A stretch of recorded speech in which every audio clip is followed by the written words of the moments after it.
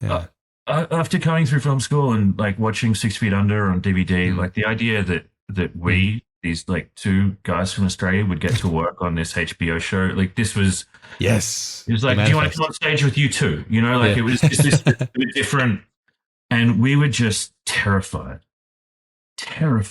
of just embarrassing ourselves. Really? Hmm. Yeah, like it was up until the point where we delivered the job. I remember HBO gave a note, and I since have found out this is a note that you get on almost every title sequence you ever do. But at Yeah, the time, always. Yeah. the note was like, it looks a bit too much like this. Yeah. They nominated another title sequence, and I just plunged into like fear and depression Ah. this weekend. It came in on a Friday, and the call wasn't until a Monday, which is a Tuesday in Australia, and I was just like cold sweats.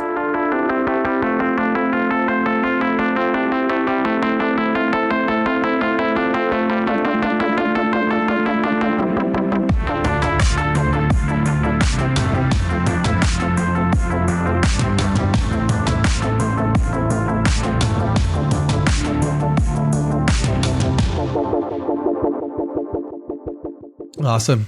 Man, this has been, we've known each other for quite a long time through the internet, and we're now finally having a podcast together. So, yeah. It's nice to be here. Yeah. I don't know And why it took so long. a long time to come face to face in a way, even though I feel like I've known you for, at least 10 years, maybe Mm. longer. I guess that's a weird thing about being a digital artist, huh? Like we kind of know one another's work, and that's kind of our entity that exists on the outside. Yeah, exactly. And I had my Yeah. time living in California, and so I felt I was so close to where you are, but we never Mm. actually crossed over. So, California is huge. yes. As is Australia, but it's a different type of huge. Yeah. Yeah, we only live in one tiny corner of it, though. Well, except for Raoul, he lives on like the far, far side. So Yeah, he lives what city is he in now? he's in Perth. In Perth, Perth. that's right. Yeah. Yeah, Yeah. so that's like New York to LA away from me. Oh, okay. That's huge distance then. Yeah. Yeah. Yeah, Yeah. it's crazy. People that haven't been to California don't understand that there's also this big gap that happens in small distances because of traffic too. So Mm. it's like, yeah, and you were in LA when you were here? Yeah, I was. Yeah. Were you at the mill or something like that? Was it the mill or Elastic. Elastic? That's right. Okay, cool. Yeah. Yeah, you were close, but then at the same time, this is like such a selfish thing that we do, and we get so saturated in what we're doing, the problems that we're solving, and we're completely like in bubbles, so it can be quite difficult to jump out of your comfort zone. So, but yeah, we actually, if I recall, we worked on a project back when you were in Australia. I think it was like you had hired me to help with some like random design things like a long Yeah, time we ago. did. That Yeah. was so that must have been 2013 because we moved to the US the next year. Yeah, I Mm. forgot about that. Ghost Recon, the Ubisoft. Ghost Recon. That's right. Yeah. Yeah. Wow. Damn. Yeah. Thanks for that. I don't think I nailed it because I was just kind of randomly No, in you between did. inspirations. So. Yeah, I Yeah. remember I had this PSD of beautiful like digital sort of FUTs layers of yours that I used for years afterwards. Okay. Great. So it was usable then. Yeah, yeah, Thanks. totally.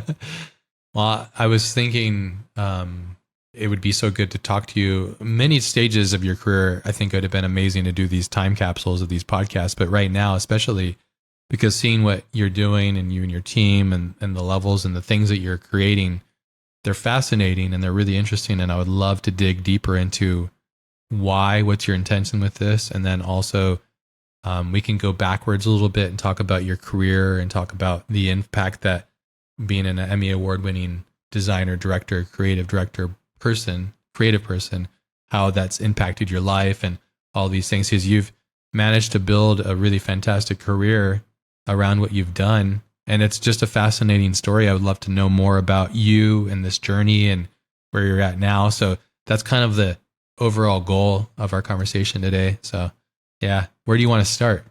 Oh man, that's a good question. Would you want me to start sort of as close to the beginning and we could just work forward from there, or? That'd be fantastic. Yeah. Where did this all start for you? So I grew up in a city called Brisbane, which is a smaller city in Australia and not one that's got a lot of sort of cultural significance in a way, even though there's lots of creative people there. And I got the idea in my head when I was a teenager. I had a fantastic film and television teacher. And he's gone on to become, like, I think, quite a leading academic in Queensland around screen industries and education. But at the time, he was my high school film teacher, and he ran a little film club. And I was a nerdy kid, and I joined the film club, and just was like, "This is it. This is what I want to do." Mm. So I left. I left school. I graduated at the end of '99, and I remember I saw, like, Fight Club the week I finished high school. The Matrix had just come out, and '99's gone on to be notorious for being one of the best film years ever. And it was very exciting to kind of toddle off to film school, undergraduate film school, and try and convince people that I could direct films, which I made some short films, some very bad short films that hopefully no one will get to see ever. And then I graduated still really young. I was 20 years old. I'd finished this 3-year course, and I had this piece of paper saying that I'd majored in screen direction, and I was in this city with no film industry, and it was terrifying. And I worked in a service station, and I hung out with my mates, and I kind of wasn't sure what to do. And we're lucky in Australia. We had at the time something called the Australian Film, Television and Radio School. It was set up in the 1970s when a group of people got together and said, we need a film industry. And so they set up 3 things. They set up a film commission to develop projects, a film finance commission to fund projects, and the film school to teach people how to make films. And it was extremely well funded. And just through an accident of history, it was introduced under a left-wing government and finalized under a right-wing government. So it was, like, accidentally bipartisan, and it got left alone for just over 30 years. And I was one of the last students through its original configuration, and very small classes. And I had decided that motion graphics was going to be a thing. And it was just around the time that what you might kind of sounds really quaint now, the desktop revolution had kind of changed how you could do things. Like the biggest challenge if you wanted to do motion graphics in the late 90s is, as you would know, is you needed a flame, basically, and flames cost hundreds of thousands of dollars. And I was, as part of that first group of us that came through when all of a sudden you could do stuff in After Effects on a laptop. It's like the 5D era too. Yes, as well. Absolutely. Yeah. DSLR that could shoot 24 frames at full frame. The resolution was good. Yeah. And it's like Canon accidentally made the best film camera ever because they made a pretty good stills camera, and we're like, we save at 24 frames a second? I think so. Let's add that.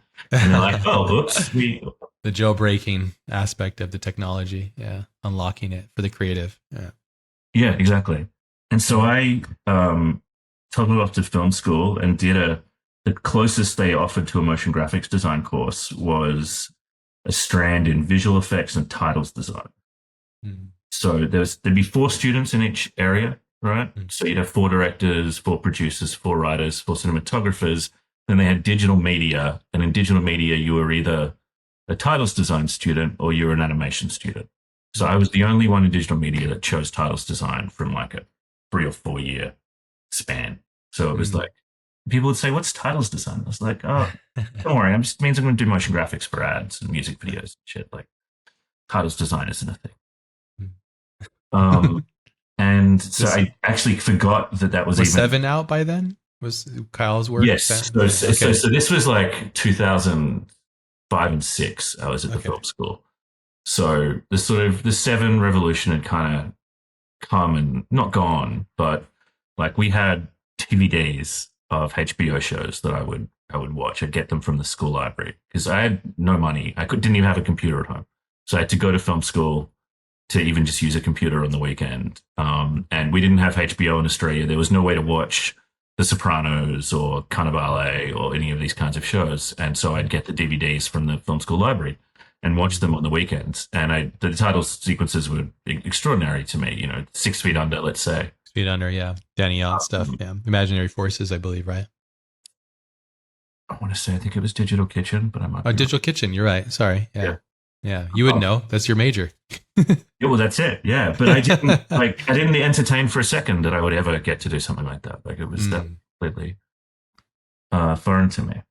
mm, So I graduated. I got a job at MTV. It was really fun. They didn't pay us anything, but there was lots of free drinks because they were sponsored by beer companies. And I did that for a year, and then I got to this point where it's like I can't. This is like eating like candy floss for 3 meals a day. Like I need some substance. I need to do mm. something.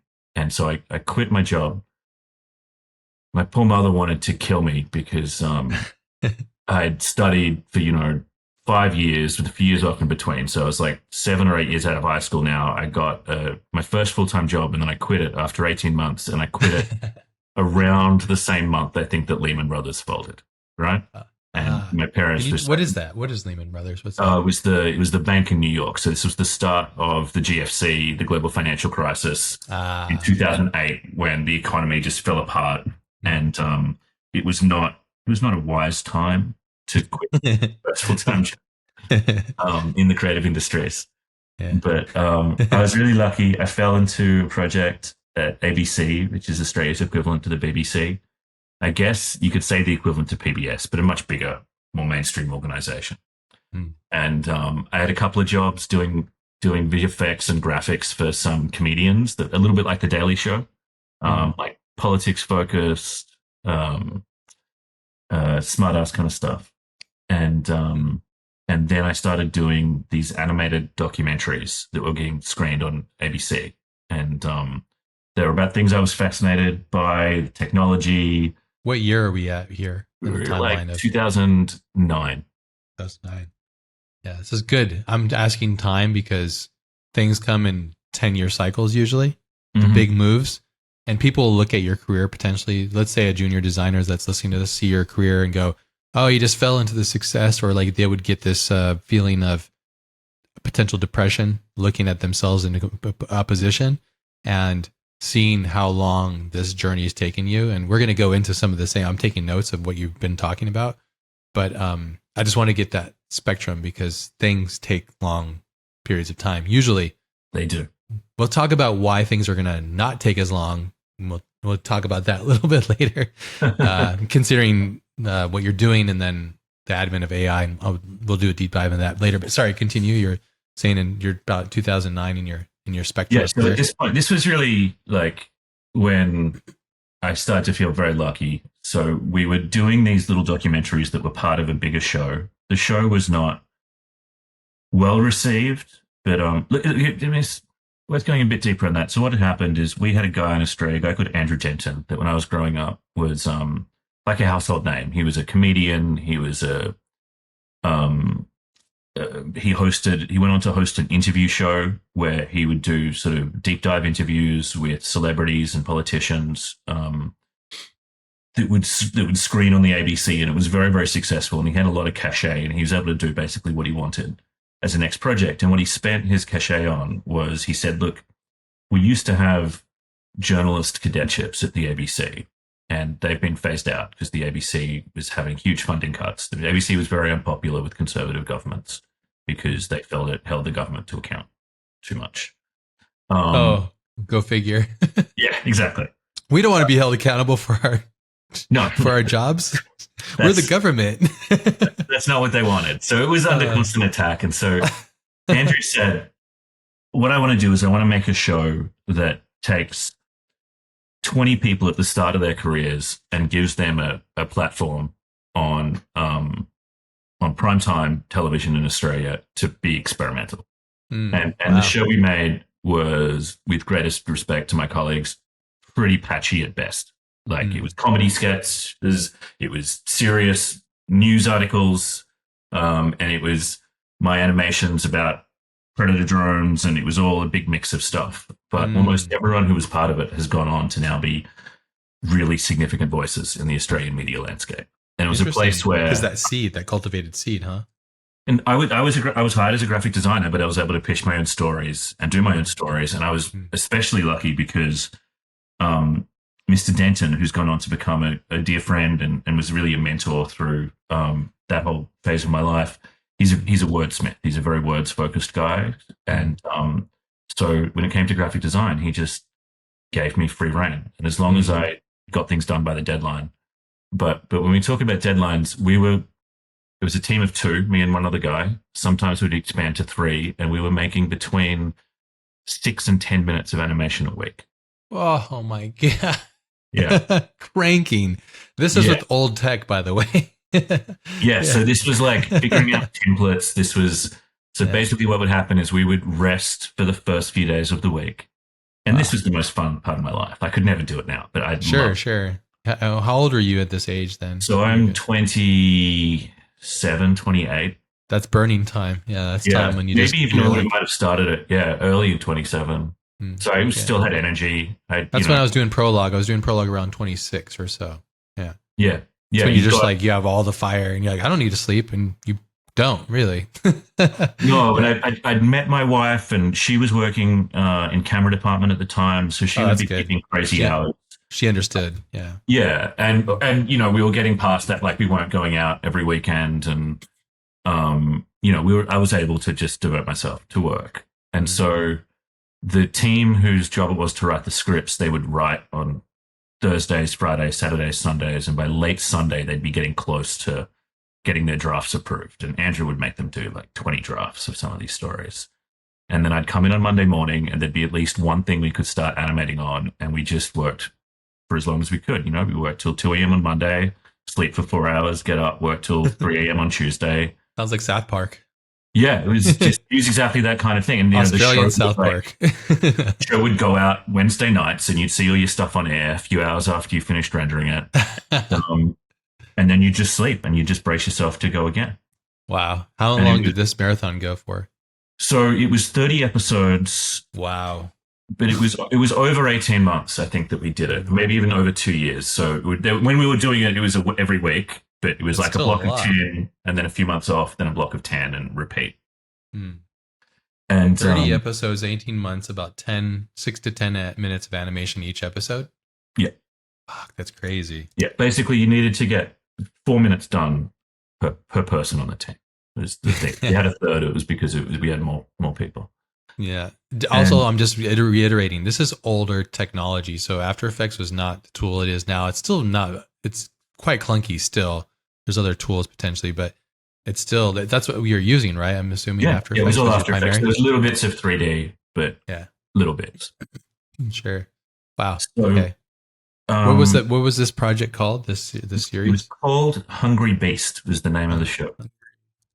After the slogan, the media is a hungry beast, because it was all about disrupting media. So we kind of basically did 3 seasons of it. And so I'd come back for the 3rd season, and I keep coming back. I wanted a really good helper, and I did a big recruitment thing, and I hired this guy called Duncan Elms, right? Okay. And Duncan turned up for his first day of work. I'd already been on the season for I think 2 weeks at this point, and I said, "Mate, I have to go to the doctor this afternoon. When I get back, I'll run you through the server and everything, and we'll start figuring." We had, I think, let's call it 2 or 3 weeks until our first broadcast. So I went to the doctor, and the doctor basically said, "We don't know what's wrong. You're going into hospital." And long story short, I disappeared into hospital for 4 weeks and wasn't back at work for 2 months. So poor Duncan had to figure it out. Oh, Duncan.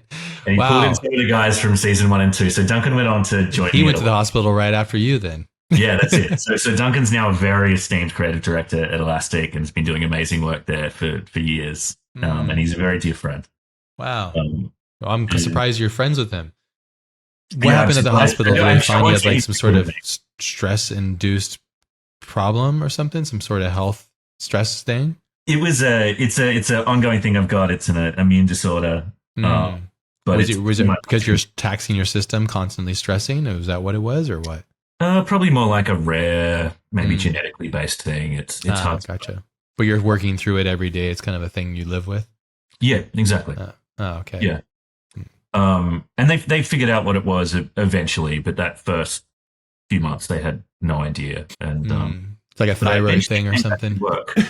Yeah, I Yeah. eventually came back to work like 4 weeks before the end of the season, and Mm. Duncan and the team had figured out how to make the machine run, and Mm. so I didn't need to create 4 minutes of work each week because Mm. they were doing that. And I thought, well, man, I'm going to need a job. So why don't we try and do like a nice piece? Why don't we be really indulgent? We'll spend 3 weeks on 4 minutes of animation, which at the Mm. time seemed like a real treat.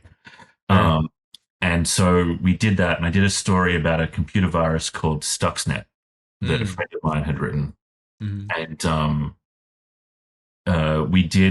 I did like a bit of 3D for it, but it was the kind of thing where like didn't have time to render a minute of CG. So I'd render like 11 seconds, but have the camera freeze at different points. So you could just hold on a frame. Like, So smart.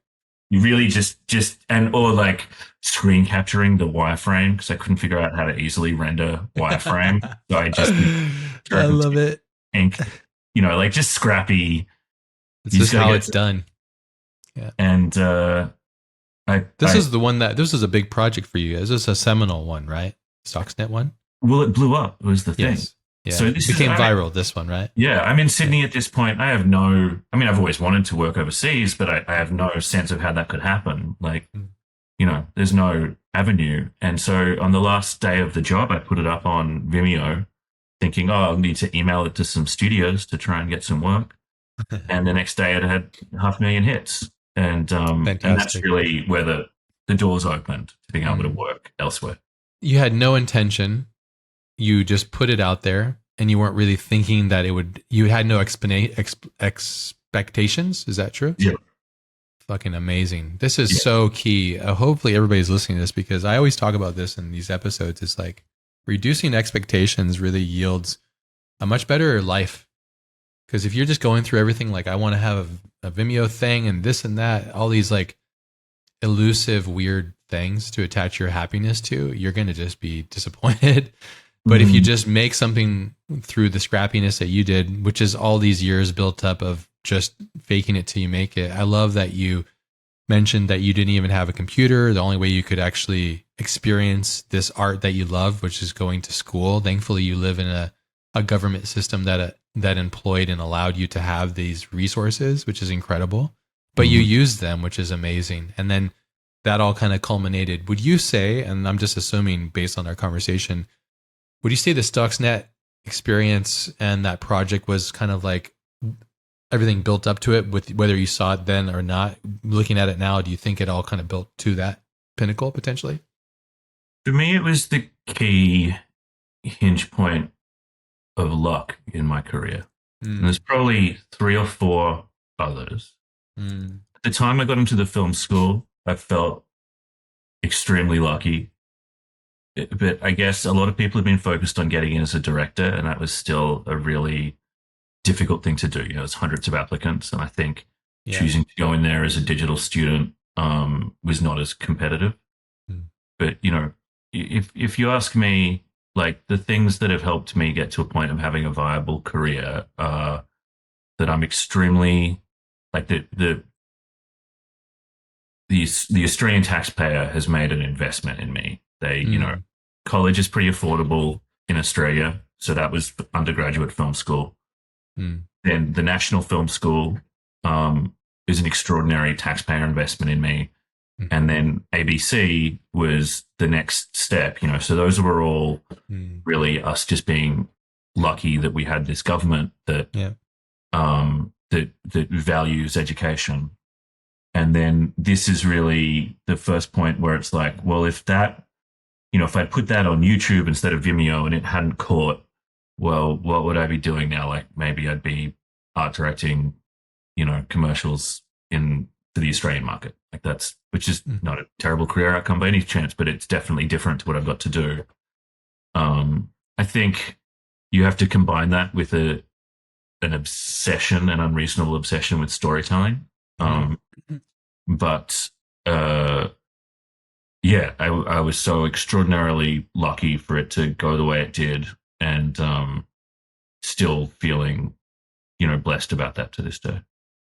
I love that you've kind of it's so, to me, it makes me really inspired by, I'm sure that every political system is different. In America, it's quite different, I'm sure, from Australia and vice versa. I've been traveling with my wife a lot and experiencing different cultures and their system of support. So like I cut my finger the other day pretty bad. I have 7 stitches. I had to go to the ER and it costed almost $2,000 here. And I thought to myself, well, I was in Japan, potentially cut myself. It would cost something, but it would not cost as much as this. And I think to myself, like, what's the system? How does the system work? Is it actually helping? And what you're mentioning, like, you're thanking the people of Australia, the government, the system to foster the situation so that you can prevail, therefore adding to the culture. It's just a wonderful thing. It's really beautiful when it actually works, when I see it work. I have friends that live in Canada, and Canada has a similar thing that, if I understand it too, they have infrastructure for film and expression. And I think that they take art differently than Americans, you know? It's a really weird thing that happens with America because the pressure here is so massive. Because if you don't swim, you sink, and you sink, you die, and you're relevant. So I only realize that because I'm coming of age where I'm looking at the system around me going, do I want to be in this system, or do I want to leave this system for something else, you know? But I think it's fantastic and beautiful. You mentioned the word luck. What would you like summarize luck as for your life? What would you say is luck to you? Yeah, this is something I have arguments with some of my friends. Um, I think being lucky is a lot of everything. Like, Mhm. obviously, you need to do other things to enable luck to sort of present itself to you. Mhm. And if you're not poised to take advantage of lucky breaks, then you're not going to be able to take advantage of them. But there's a whole series of times in my life when luck has played the critical role in something happening. And, you know, if I look at my professional life, it would be Stuxnet blowing up, and getting True Detective. Mhm. But then there's other things like when my son arrived, the way that changed my life, in terms of kind of refocusing me. Me and my wife got pregnant when I was still pretty young, and you know I was just shy of turning 30, Mhm. and that sort of sudden responsibility helped to Mhm. really focus me. You And rose to the occasion. No? well, the effect it had was, well. So going back to the sort of the linear story, so I made Stuxnet, and Stuxnet blew up, and I should say that actually this ties into the luck thing too. You know, I just got this extremely rare disease. It's something like 1 in 100,000 people. You know, so there's a few hundred people in Australia that would have it. And as part of treating that disease, they put me on cortisonal steroids, or cortical steroids, and that's kind of like being on speed. So I got out of hospital, and I went from having so much fatigue I couldn't make it across the room to all of a sudden being hyperactive. At the time, it's hard to tell now, but at the time I was just rake thin Mm. because I'd only quit smoking recently, Mm. and I was eating 5 meals a day. Like Mm. I was like, I couldn't sleep. So I'd wake up at 5 a.m., Mm. eat a big breakfast. 2 hours later, I'd have breakfast too. And it just continued like that throughout the day because your body is just like, Mm. but that's how I made Stuxnet by myself in 3 weeks because I was Mm. like hyperactive, couldn't sit still. And so I just worked because there was nothing else to kind of do. I couldn't sit and watch television. It Mhm. took away reading from me, which I really resent in a way. And I think Mm. You phones still have, can't focus on reading? I've just never found the habit again. And I used to Mm. read a lot before that. Yeah. And I think the steroids took It's a it. muscle. Yeah. Yeah, they took it before the phones took it. But by the Mm. time I came out of the steroids 5 years later, the phone had kind of done its job, and you know, it, Yeah.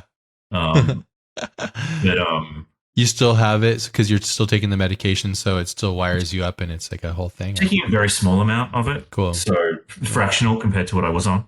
Mm. Um, Mm. but I would, you know, so I'd say that this like, There's a lesson in everything if you can look at yeah, it as a lesson. Yeah.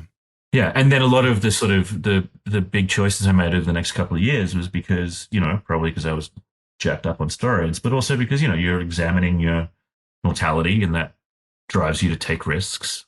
Mm. And so, I guess luck comes in strange forms. You wouldn't think that getting a rare disease is a lucky thing to happen, and yet it certainly had an accelerating effect on my life and career. Well, you have a choice, right? So as we talk about the idea of luck, you mentioned that the placement of it or being willing to see what it could potentially be to unlock a module of existence. So you could look at it and go, oh, poor me, and then, whatever. Or you can go, let's just get crazy with this and let's see what happens. That's the human story, really. It's like I have a position here. I can either go left or right. And you decided to make something of it, which is fantastic. I think this is a very inspirational, all things considered, because yeah, it could potentially be a life-threatening thing. You could sit there and go, why me, poor me, which I think most people would potentially do because that's our fight or flight method of coping with a new nuisance potentially. But you could also look at it as, oh, this is now I have a kind of a bit of a superpower potentially, which is also kind of interesting too. And doing with what you do. I feel like there was somebody that said it, I can't recall it. There's some person that famously said like, the more I try, the luckier I get, or something like that. I'm paraphrasing the quote that they said, but I think that's also attached to it. Just showing up, being ready, being aware, and allowing yourself to basically perceive the reality so that you can learn from it and move forwards through it. I have recently, and I've encountered quite a few people that I love who have passed away. And when that happens, I always think that I have to live for them too. And I think of it as a lesson to remind myself how like futile we are and how beautiful life is and how small it is and how blessed we are to have it. And those, as hard as those lessons are, they're really quite significant to reflect on that, your mortality and being aware of it. So that's really cool. Your rise to fatherhood. How old were you when you guys had your first child? So I was about 30 and a half. Okay. Yeah, when Dom Yeah. was born. This is your daughter? Son. Your So my son, son okay. Dominic. So he's going to turn 12 in February. So It's awesome. It's a good um, year. yeah, yeah. So You just have Dominic as your child, or you have yeah, another? yeah. So no, Just we're one and one done. boy. Yeah, Yeah, one and done. Yeah.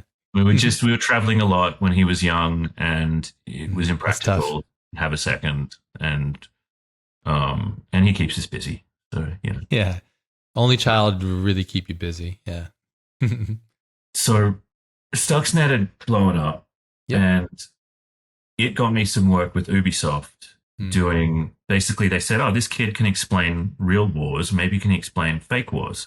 Yeah. And I'd always been a big nerd for Tom Clancy books, and they had all the Tom Clancy What's your favorite Tom Clancy's book? games. And so I suddenly was doing this work, which I loved, making infographics selling video games. Mhm. And me and my wife, we'd come to California and we'd tried living there for a few months, and it hadn't gone well with the studio we were with. But we had decided to get married while we were there because that would make it easier for Bree to be covered by my visa. There's a visa that Australians can get. Mm. So that sort of we'd packed up our house in Sydney. We'd moved to the US. We'd moved back. I was doing this video game work. We'd gotten married. We decided to like go traveling. We Wow. go to Italy. And the plan is we're going to we don't know the plan. The plan's like maybe we go to London for a couple of years. Like, I don't know. I've delivered Watch Dogs, this trailer for this game, Watch Dogs. Yeah. And they needed a patch uploaded. And I uploaded the patch from the free Wi-Fi on the Venice canals on my like little laptop. At the time, like rent in Sydney, it still is. Rent is just brutal here. It's the worst property market. Yeah, it's probably like similar to California, Southern California, probably. Yeah, at least, if not, houses are much smaller here for everyone. So, okay, yeah, that's a bummer. so I'm like, honey, we can travel. We can just live as nomads. Yeah, Like I can do this work from anywhere. We're renting this Airbnb on the Amalfi Coast, and it's cheaper than our rent in Sydney. This is incredible. And Brie got morning sickness the next morning. Yeah. You just had to use your penis. Yeah. That's my stupid joke. The nomadic lifestyle was not going to work. You're like, we could be nomads. or not. Yeah. We traveled till the last day that insurance would cover us. So we got back to Sydney in 20 Mm. weeks. And, um, and thankfully Ubisoft called with some work. And by this point, we were in the hospital. Brie was going into labor, and Man. they were like, I'd given them a budget. They were like, "How much more do we need to pay you to get this done 2 months sooner?" And my head's All just the like, money. but this is where that thing of like having a child. So for years, I'd been terrified about things like starting my own studio and Mm. hiring freelancers. I'd done it, like I'd flirted with it, but not in a major way. And but the idea of like looking after a small like worm of a human Yeah. um, was just Gnarly. so much more terrifying than like buying a software license that you just didn't think about that stuff. And so literally my wife found our office, our first office, like with the laptop like balanced on her belly in between contractions. I was like going outside. I hired Phil Robson. Mm. He's doing so well now. And at the time, he was a freelancer in Sydney. And I hired him as a freelancer. I remember talking to him literally in between contractions. I'd like walked outside. I was like, Phil, I need your help on this job. And and so in that way, the luck of having my son come along rather than like derail life. Like by the time Brie got home from hospital, Antibody existed. Like we had it as a name when we went in, but by the time she could actually like bring Dom along in like a bassinet and put him in the middle of the room, and she'd run the cables um for the network. And that's how the studio was born. And Phil, You and Bree built and created Antibody together. yeah, yeah. Your wife, you and She's your wife. That's really rare too. My wife and I have started and done all our things together, but that's so rare and so difficult to do, truly. Because your marriage, your partnership, you have to do so many things intrinsically connected.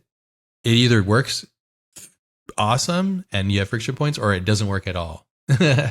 Yeah. it's a yin and yang thing. So like Yeah. Bree's organized. I take too many risks, and she is likes things to not be, you know, like she likes things to be straight up and down. Mm. And I think, in the middle, we meet at a good point where I don't end up going to jail for doing something too risky. And maybe we're not as safe as we would be with her. And she's able to do all these things I can't do. I'm terrible with details. I'm terrible with the like financial structure side of things. And and she's also a very talented web designer. And so she's able to do all of the digital infrastructure for Antibody. And Amazing. I had no idea about this. This is fantastic. I love powerful couples. It makes me so happy. Yeah. It's a really rare thing, especially I would say in America. I feel like, so our daughter, she would bring her friends over. Our daughter's now in college now, but when she would live with us at home, her friends would come over, and we had a rule that dinner time, no phones, and we just hang out and congregate as humans. That was kind of like an important rule that my wife and I established.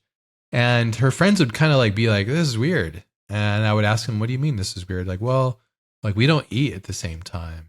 And then a lot of her friends, I realized, I started digging into it. I was like, Kira, how many of your friends, their parents are together? They're like, maybe one or two. And I was like, wow, that's crazy. It's like, it's really difficult, to do this. I know that I was raised by just a single mom. I didn't have a dad. So I understand how hard it is. So when you have a partner and you're both able to manage the chaos of raising a child and then building this thing, as you mentioned, it's like this is a baby, so this is way more gnarly. So that makes it easy for me to make this other choice, which is, it's funny you mentioned you're you like to take risks, but then there's this other side of it. I feel the same way, like the fear of hiring freelancers, and it sounds like you work really hard. So that's always a fear for me, is like I work so hard, I demand it of other people, and when they don't match that expectation, I get very disappointed, and that's a huge problem too, potentially. So yeah, there's a lot to this equation, working. So it's really cool, man. Yeah. No, I was just so lucky that she's been so supportive, and vice versa. I don't know if she'd say that. Really? Oh, you better put some work on that. No, we've built a good life together. No, we're really lucky, and we both work from home, and we love it. we like, I'm always impressed when people can have like truly creative collaborations with their partner. Like it's sort of, we can do that a little bit, but like not like too much in that direction. Like occasionally we'll cook a meal together and it will be a huge success, but it's just as likely to not be. But then Yeah. it's like your partner is someone you need to be able to fight with too on occasion. Yes. But no, I'm like we. That strengthens your ability to communicate and conflict resolve. It's like Yeah, they're exactly. there to sharpen your ability to do so. Yeah. Oh, that's so cool. Yeah. Big shout out to your wife. And that's amazing. Yeah. It's a beautiful thing. I've interrupted you again. I'm going to do it more, I'm sure. But No, let's get it's, back into it. We were talking about you guys, your oh wife yes, being in contractions, and then yeah. We did the big Ubisoft job with. Watch Dogs? No, this is Yeah, another one. no, this was later. This was the Division, Division. Okay. and it Yeah, you went were on a pretty roll well. with these things. I remember them just kept popping up. I was like, damn. And a nice thing happened. It was towards the end of us doing the Division, and I just needed some more help because it was a big piece. And I came across this short film on Motionographer that was all about the Arab Spring. Yeah, I know this one. And There's going. I reached out to the guy who'd done it, This and it turned nerd. out he worked like a kilometer up the road. That's He so lived in crazy. London. He'd grown up on the far side of the country to me. And I had him over. I went over to his office. I can't remember. And he helped us out on just like the last 2 weeks of the project. And it turned out he was all right. Like he had some skills. It would be fair to say. And this was Mr. Raoul Marks that some of Yeah. your audience would be familiar with. Seminal. This is a seminal link right there. Yeah. This, he's my other partner in life. Yeah. We quickly started doing everything together. I always tease him about this, and he'll listen to this. So I can, I believe that after he did Division with us, he went off to do another job. He's going to kill me. I think he was animating characters for a bowel health ad, like the microorganisms that live in your bowel, and they're like little characters that do this. He's And literally then, working on shit. yeah. And while he was doing that, I got another call, which came off the back of the Division. A guy called Andy Hall, very talented director who specializes in animation, and he was at Elastic at the time. And his wife, Jennifer Sophia Hall, was the EP of Elastic at the time. And Andy saw the Division that I'd worked on with Raoul and Phil Fury and Eddie Harrington. And Jen got in touch with me and said, "Hey, we make title sequences and things." And I checked out their website, and they'd done like Game of Thrones and all this awesome work. Yeah, they were like on the rise at that point. There's this battle for supremacy at that time. I remember like Prologue and Psyop and Elastic and stuff. But it's all the different people that were from there just congregating and moving to the different studios. Yeah. I knew it. I was like, oh, I know it's like Lisa's work. I could see Paul's work. I can see Ilya's work. I knew it because I was. It's this whole new generation coming out that it started. They hadn't done the Flame era. They'd started on kind of noodling around in After Effects, and they'd kind of seen like, oh, we can make graphic design like move now. Like, yeah, really. Photoshop with legs. Yeah. Yeah, exactly.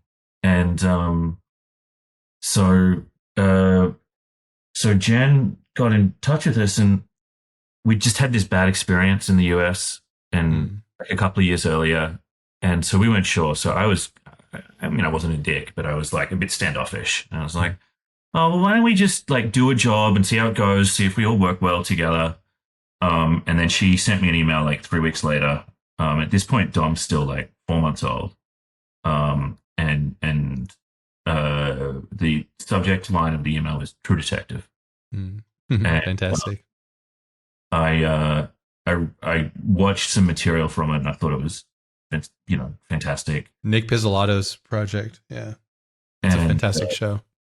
Yeah, I did the call with Nick, and it was, like part of the job of credit director is to perform on a phone call. Mm. And I did this phone call. It was the middle of winter in Sydney, and it was at 7 a.m. in the morning because of the time difference. And Yeah. like I had a 4-month-old baby, and I was so tired, and I just felt like it was the worst conference call I'd ever done. Oh But no. picking up the phone, I was like, that was a terrible call, but I know exactly what I want to do. And so That's we good. pitched this double exposure thing, Mhm. and we won the job, which How did you know that was the thing? Was it Nick talking about the characters or just explaining what it was, or how did that idea like congregate in your mind? yeah, so it was so simple, and I wish I could recreate it like on Mm. every project. The best ones are that way though. They just kind of Yeah. hit you perfectly. And you're like, "Oh shit. Yeah, this is perfect. I know exactly what I need to do." Yeah. Nick said, we're trying to use the landscape of Louisiana, this like this poisoned, broken, polluted landscape as this metaphor for these like poisoned, polluted, broken people. Mm. And as he's saying that, I'm looking at a cover of a book, and I've got it here. I'm not going to be able to find it. Let me see. It was a book done by Gestalton. It's called The Modernist. And The it has this modernist? full double exposure cover. Mm. And I just had the phrase in my head like broken landscapes making broken people. And I was like, oh, broken landscapes making broken people. And I think I had most of the pitch done by that night. Like, Mm. um, You it knew was exactly what it needed to be. exciting. And once we won it, I was able to have the confidence to bring Raoul back in. Mm. And we made it with a bunch of us, and I spent every cent of the budget on the job, which is not a sensible thing from a business perspective, but it did seem like the right one Mm. to You try and just do felt well. it was right. This is like an HBO show. This is you had Woody Harrelson. You had I'm trying to blank on his name. He's incredible. He's the other lead. Yeah, McConaughey. So you're just like that this is going to be surefire, especially after you've seen some of the footage. I'm sure. Also, Adam Akapar, I think, shot some of it. He's an Australian DOP, which he's like one of my favorite DOPs too. So Yeah, he's incredible. Incredible. Just the use of light is insane and so beautiful. So yeah. After coming through film school and like watching 6 Feet Under on DVD, like the idea that we these like two guys from Australia would get to work on this HBO show, like this was Yes. It was like, do you want to come on stage with you too? It was just this it was different, and we were just terrified of just embarrassing ourselves. Really? Yeah, like it was up until the point where we delivered the job. I remember HBO gave a note, and I since have found out this is a note that you get on almost every title sequence you ever do. Yeah, always. Yeah. The note was like, it looks a bit too much like this. They nominated another title sequence, and I just plunged into like fear and depression this weekend. It came in on a Friday, and the call wasn't until a Monday, which is a Tuesday in Australia, and I was just like cold sweats. And up until we delivered, we just wanted to be competent. The idea that it might be good was not even worth pondering. Is that an Australian thing and a cultural thing, you think? Because I know Raoul has the same kind of thing when we talk deeply about the work. There's almost this like, my Canadian friends have this as well, whereas it's almost like, there's this like, you kind of, I don't know how to describe it. I don't know if there's a word for it, but it's not confidence, but it's like, and it's not a lack of confidence, but it's like this deprecation of who you are, a potential like humbling of the ego. Total Aussie thing. I mean, the English and the Canadians have it to varying degrees. Yeah, Americans don't have it. We need more of it. Yeah, I mean, I think it's more there than it's obvious, but yeah, I know what you mean. And like Raoul has Raoul's a very humble guy for someone who's talented. Exactly, which makes him even more lovable to me. Like, oh, fantastic! Like you're a human. Absolutely. Yeah, no, and it like, it's an Aussie trait. I think that's fair to say. Yeah, I've noticed that about a lot of my friends from Australia and Toronto. They share that same thing. I'm wondering if that comes from like, the English side of things. I don't know. It's like a weird thought that I've been having. Like, because I have friends that are in Spain and in Italy, and they don't have that, and Japanese are like that, but it's a whole different thing because it's a subset. I'm talking about creatives and the deprecation of themselves, like that kind of like internal, like struggle internal, I guess. I don't know if that makes sense, but yeah. It comes from an English, I mean, to, analyze it a bit, it comes from like a sort of an English attitude of not wanting to come out and say what you mean, or it Mm, being mm, culturally inappropriate to say that you're not good enough. mm, Um, and then also combined with like a colonial thing of like mm. um, feeling like an underdogness, Mm, I guess. mm. But Yeah. Because that's what you would feel out there, not having a say in industry like America does. Because America has this, what is and was at the time, and potentially still is, the leader in these catalysts of entertainment, basically. So you guys are out here in this island that seems like a small island called Australia that doesn't have necessarily the thing that America has. But potentially, I guess that makes sense.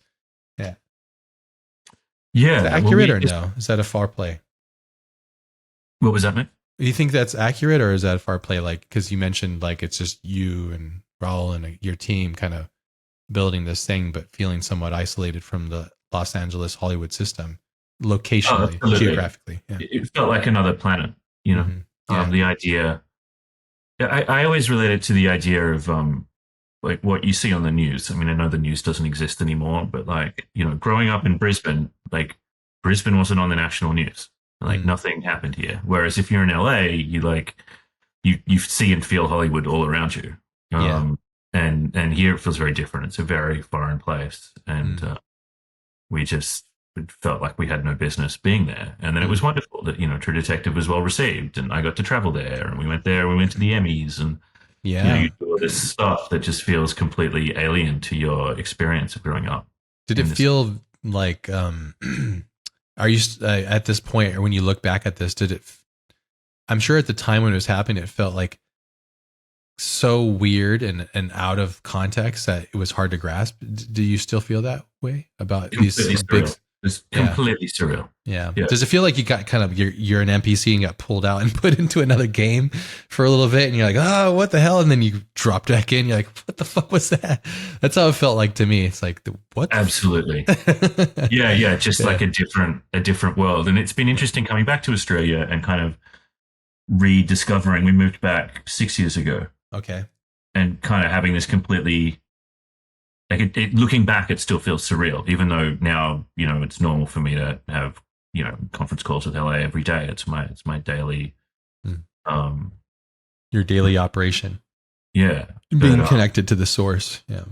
yeah, but it Mm-hmm. still sort of jars with you go outside and you're just getting a coffee and hanging out in Sydney and Mm-hmm. doing the school run and going to sport on the weekend, but then at the same time you're like connected to this weird um, beast that's in Mm-hmm. another place. But then Good. also so many other people are the same. Like, Mm. I'm sure. Well, tell me, how's it been for you? Like you're in California, but you're that little bit removed. Yeah, I'm You 2 hours think, away from the hub, which is, I might as well be somewhere else. Yeah. yeah, And I don't particularly like Los Angeles. It's not a city for me. I'm not a city guy anyway. So, mhm. I don't really care for the culture. None of it really is which is weird. But yeah, well, I would say the only reason I bring this up is because there was home runs after home runs that were starting to snowball, which from my perspective felt like, and it's nice to hear, and well, not nice, it's interesting to hear these trepidation moments, which is so unwarranted from the perspective of my perspective, looking at these successes that are coming through, right? Being a fan of that show and watching the title sequence and being so enthralled and so inspired. I don't know if you would agree with this, but it's kind of gone the way. But back then, when you guys were doing this, I felt like there was these water holes of inspiration and projects were taking off. And there was these like big moments of like, holy shit, this thing is like really on fire. We had it with Seven, and then there was everybody that jumped on the Seven wagon. And then I feel like you guys really took it to another level by incorporating so many different ways of seeing these things and furthering title design, in my opinion. And then I guess it's now like Apple commercials and stuff. I don't know, but I don't pay attention to any of it much anymore. So I'm not really saturated. This is probably much more your world. I purposely shifted my direction out of it in a lot of ways for my own sense of, yeah, shifting, I suppose. But yeah. I think you do get these phases. I mean, I think it was very interesting from my perspective that Octane and associated technology kind of exploded right around then, Yeah. and Raoul sort of got sucked into that world and became a master at that. Yeah. And that was really exciting for me because what I like doing is coming up with the visuals and, well, not the visuals, the concepts. Yeah. Conceptual And blending Raoul worlds. was able to create anything I suggested. And then he's such an extraordinary, I mean, he's very conceptual as well, but what he is that I'm not is he's an extraordinary craftsman. Mm. And so he could like, I could give him a kernel of something, you know, like I want to crucify an astronaut. We're doing Mhm. American gods. What's American astronauts? What's godlike crucifixion? I want to crucify an astronaut. Mm. And I tell Raoul that in the, you know, in the afternoon at like 5 o'clock my time. Mm. And I'd wake up in the morning and Raoul would have sent me 10 renders of a crucified astronaut, and they'd be even more beautiful than I could ever have conceived. And it was just wild. It was the most deeply creatively satisfying experience. And there was this appetite to do things like that, to just do. Um, I was not able to come up with images that were too provocative for showrunners. Like whatever I come up with, they'd be like, "Cool, how do we push it?" Yeah. I was like, wow, I really thought crucifying an astronaut was going to like be at least close to the line, but I guess not. What else could we do? And so we just had these years where it must have been strange for Ralph because he was in Melbourne at that point. He was kind of down here living his life and just getting these like calls from LA every day with ideas, and then he'd just go away and he'd make this amazing stuff, and we turn it into title sequences or Yeah. you know Adidas commercials or whatever. And we Yeah. just did that for years, really. And it was a very busy time. We were lucky; we had a lot of projects on. The industry was going well. Elastic was going well, Mm. and it was just like breathing through a fire hose. Like You guys are, yeah, yeah. I love that dynamic too. Having worked with Raul as well, like on a couple projects, like his ability to take a conceptual idea and bring it to fruition. What Octane did was it brought it to the front door, just like the 5D did. It was like, here you go. Here's a tool. There's no friction anymore. Let's see what you got in your head. And it's although there was a lot of friction using the tool, it's like you can have a smart person that understands it well, like say Beeple or Raoul Marks, who can unlock that tool and go, this is a modular I can understand and I can expand upon it, which is so fantastic. And if you have this conceptual brain where you're able to, so like working with Danny Yaw or Kyle Cooper, their brains were like, I love to sit and listen to them talk and expand upon ideas. They have this, and it sounds like you have the same thing where you can take disparate things because your brain is thinking in this kind of amalgamation of this idea soup, and then you can go clash these things together. And this is interesting. That's provocative. That feels interesting. This is pushing story, and then once you pair that with a person that has craft, as you mentioned, then it's unstoppable. And that's where you guys set fire basically to what was going on, and it was fucking awesome to watch, honestly. And I was like, well, there it is. This is the new era. It's coming in, and it's just damn. A lot of fun. When I was doing a lot of work, I'm sure. Back in undergrad, I did an elective in the business school in advertising because I was interested. When I was a kid, I always wanted to make car ads, and this experience was actually awful. I quickly learned that collaborating with the business school is not for me. But I had this lecturer, and he said, he's talking about working definitions of creativity and how they can be useful to unlock creativity. And he said, creativity is just the association of two previously unassociated things. Ah, nice. I like that. That just has served me so well in life. It's so simply true. Yeah. And that's what we did in that era. You take two things that shouldn't go together. Yep. Like gods and technology, and you put them together and you just find all these interesting tensions. And that was really the key to pretty much everything me and Raoul did together for years. I love that you guys summarized or distilled the ideas though down. I think this is what makes your work different from the rest, because obviously when you do something like this, everybody tries to copy it. But in my opinion, what was uniquely different and unique to what you guys did is, you said we're here, you set your flag, and then also it's deeply connected to the core themes and the story. So like Halt and Catch Fire or all of these projects, really, they're kind of attached to the core theme story or the ethos behind it, which is really important. And that's all a title sequence should do, really, if you think about it. It should get the audience it opens the curtains to the theater. You're sitting there, you're going to get pushed in, but it's going to push you into it nicely and gracefully or very rapidly. And then you're just ready for the experience, if it does its job right, which some title sequences do well and some others don't. Yeah. It's really cool. It's funny, just you get over the years, you just get these like little bits. Because people that ask you, what's your process? And it's like, I don't know, my process is like panic and freak out. Like I don't have a neat process. So you just try and hold on to whatever little things you can glean. I had one executive producer, and she came from a totally different world to me. She came from like commercial television in Australia in the 90s. She was like wrangling difficult men. That was her shtick. And she sort of looked after what we'd call shock jocks that you might think of like predominantly right-wing people that say provocative things on air. But she said a thing to me once, which was, if you can't describe your idea in a sentence, then you don't know what it is. And just little bits of wisdom like that have just served me so well when I'm in that like chaotic, cold sweat, freaking out phase. Like just been trying to just drill it down to something simple that you can wrap your head around for a moment, so that you eventually can find a way forward. It's the only key I've got to any of it. Is it an accurate depiction of you that you are open to the world around you to receive and like these kind of lessons from people randomly? I hope so. Sometimes open, sometimes closed.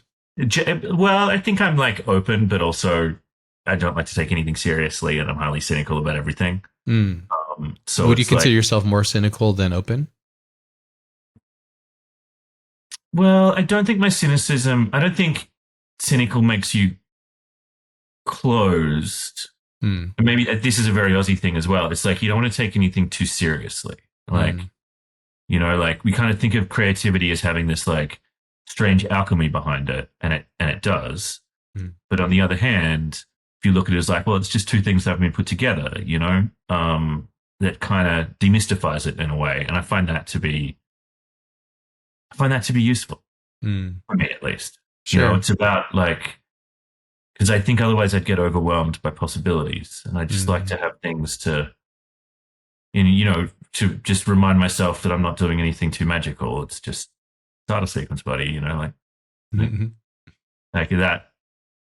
I think that hopefully kind of humility keeps me somewhat grounded. I don't know.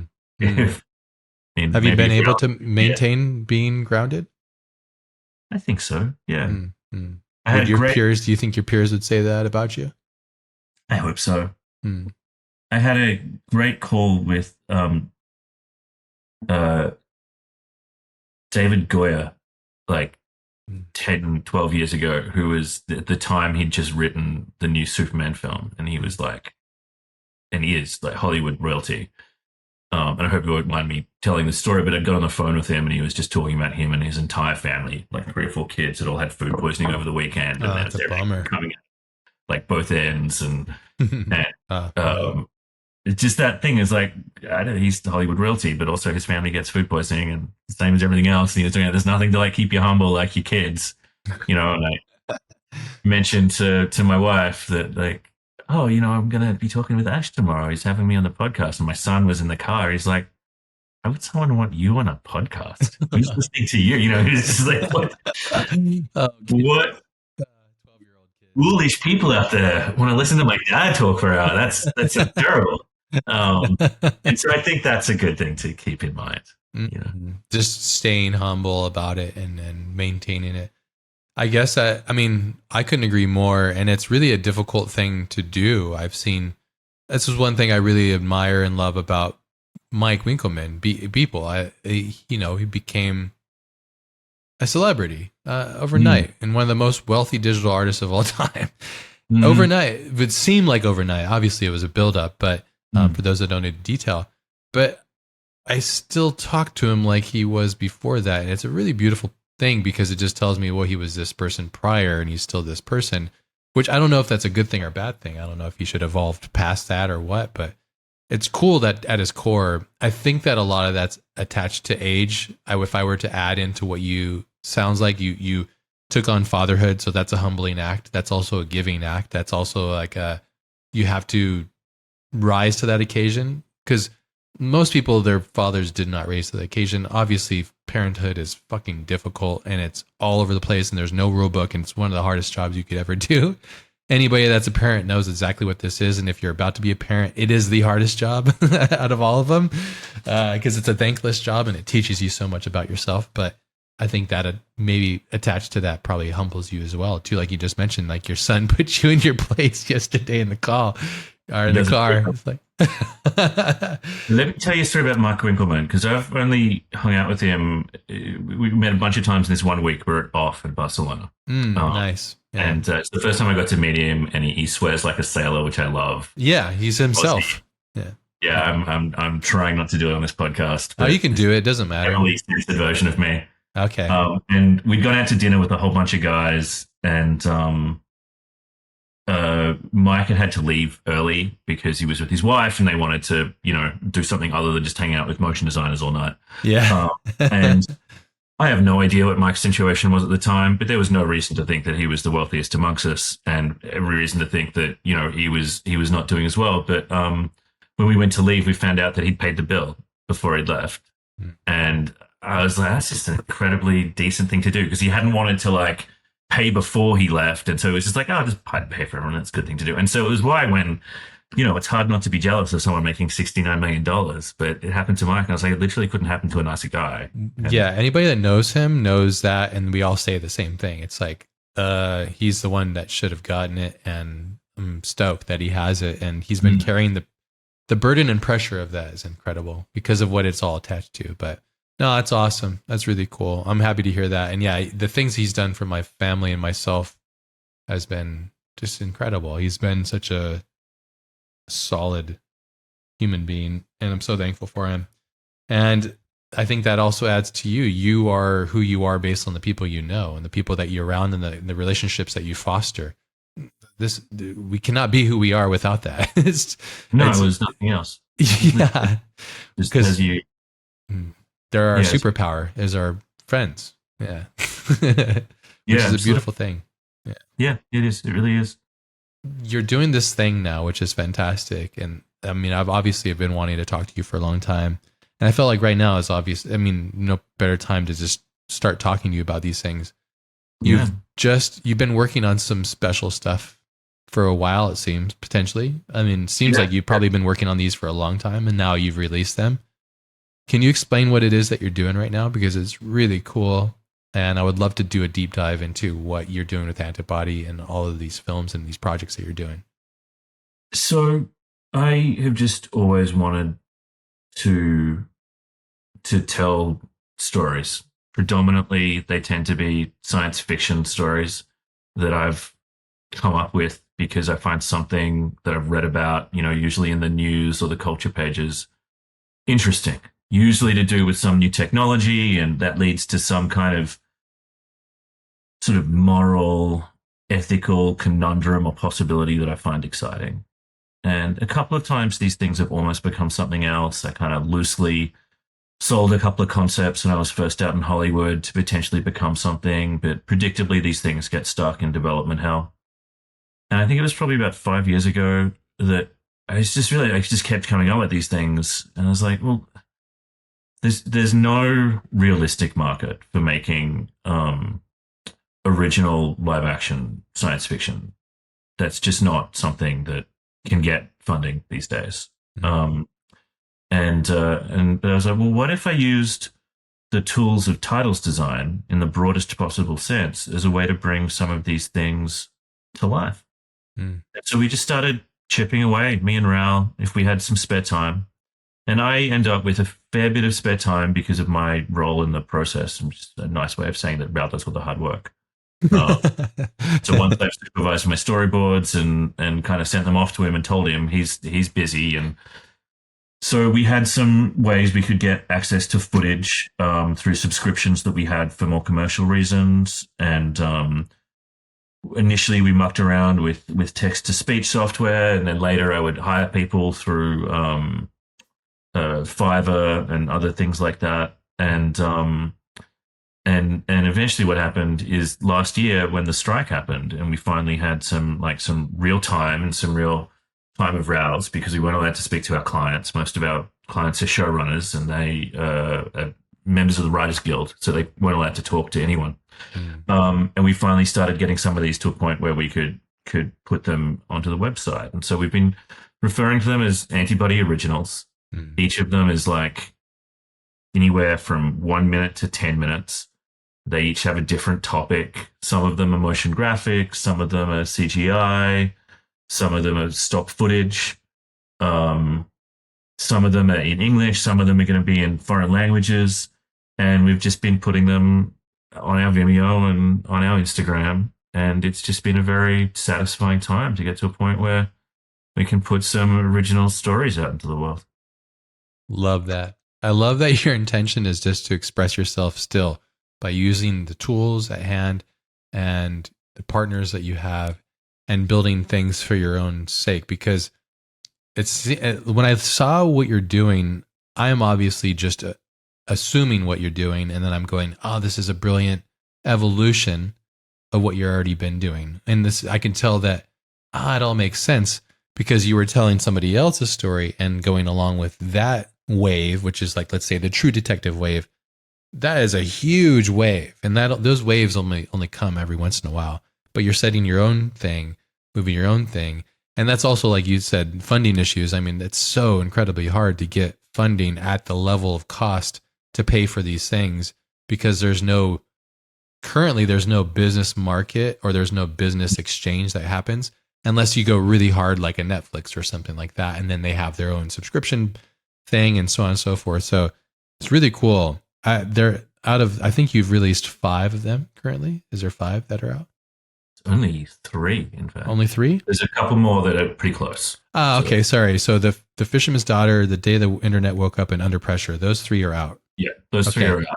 Okay, gotcha. And then the other Donors, and there's another one that's coming out potentially that you mentioned. Okay, so cool. they're kind of close. We just got to find some time to finish off, and we got booked up. So which is great, which is lucky. So yeah.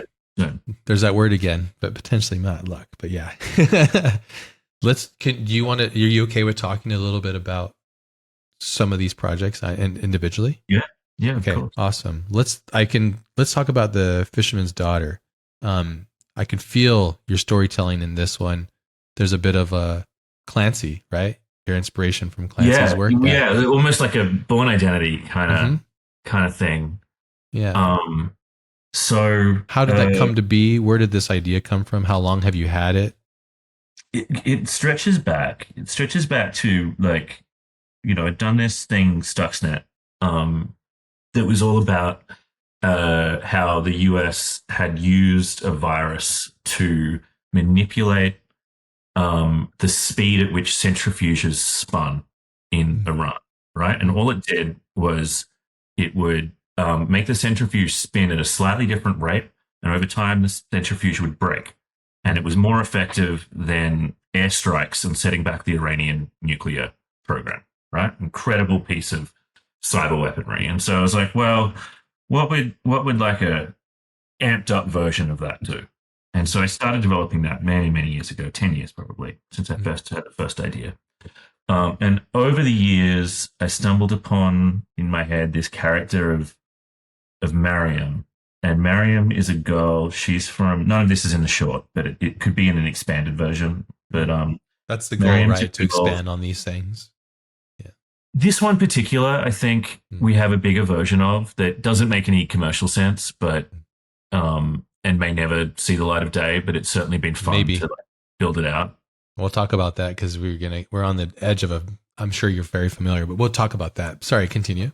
No worries. Yeah. So Mariam, she lives in Côte d'Ivoire, Ivory Coast in Africa, and her dad is a he works in he's a cyber scammer basically, right? He runs phishing scams, and through her dad's job, Mariam stumbles upon this login for registering to use this particular piece of software. And because she is, I'm fascinated by the idea of autistic savants and the way they can intuitively see numbers as landscapes in some cases. Mm. And so Mariam is able to unlock this cryptographic lock because she's got this savantism. And this is all related to ideas of the brain and how people see things and the different kinds of brains that are out there and how that ultimately will relate to AI.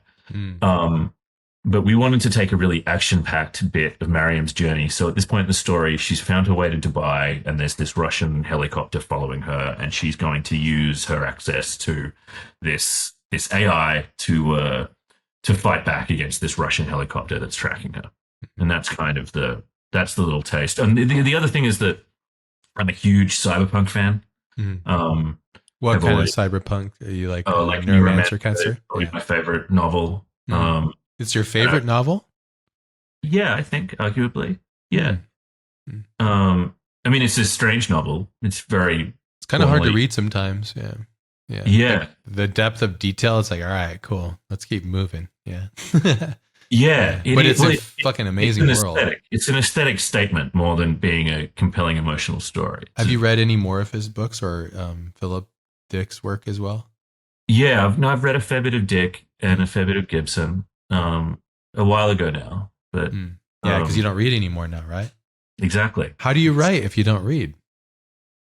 Oh, it's a challenge. That's a quote of the episode. Yeah. No, it's like I wish I could find my way back to it, but I feel like my brain's just been hijacked by this. Is it attention deficit thing or what? Yeah. I'm not ADD. At least I don't think I am. I didn't have any of those traits when I was younger. I mean, I think it could be late onset. Potentially, yeah, maybe. Yeah. I wouldn't be surprised. Like, well, the line of work we do and you do is intensely cerebral, and it's intense on attention. So yeah.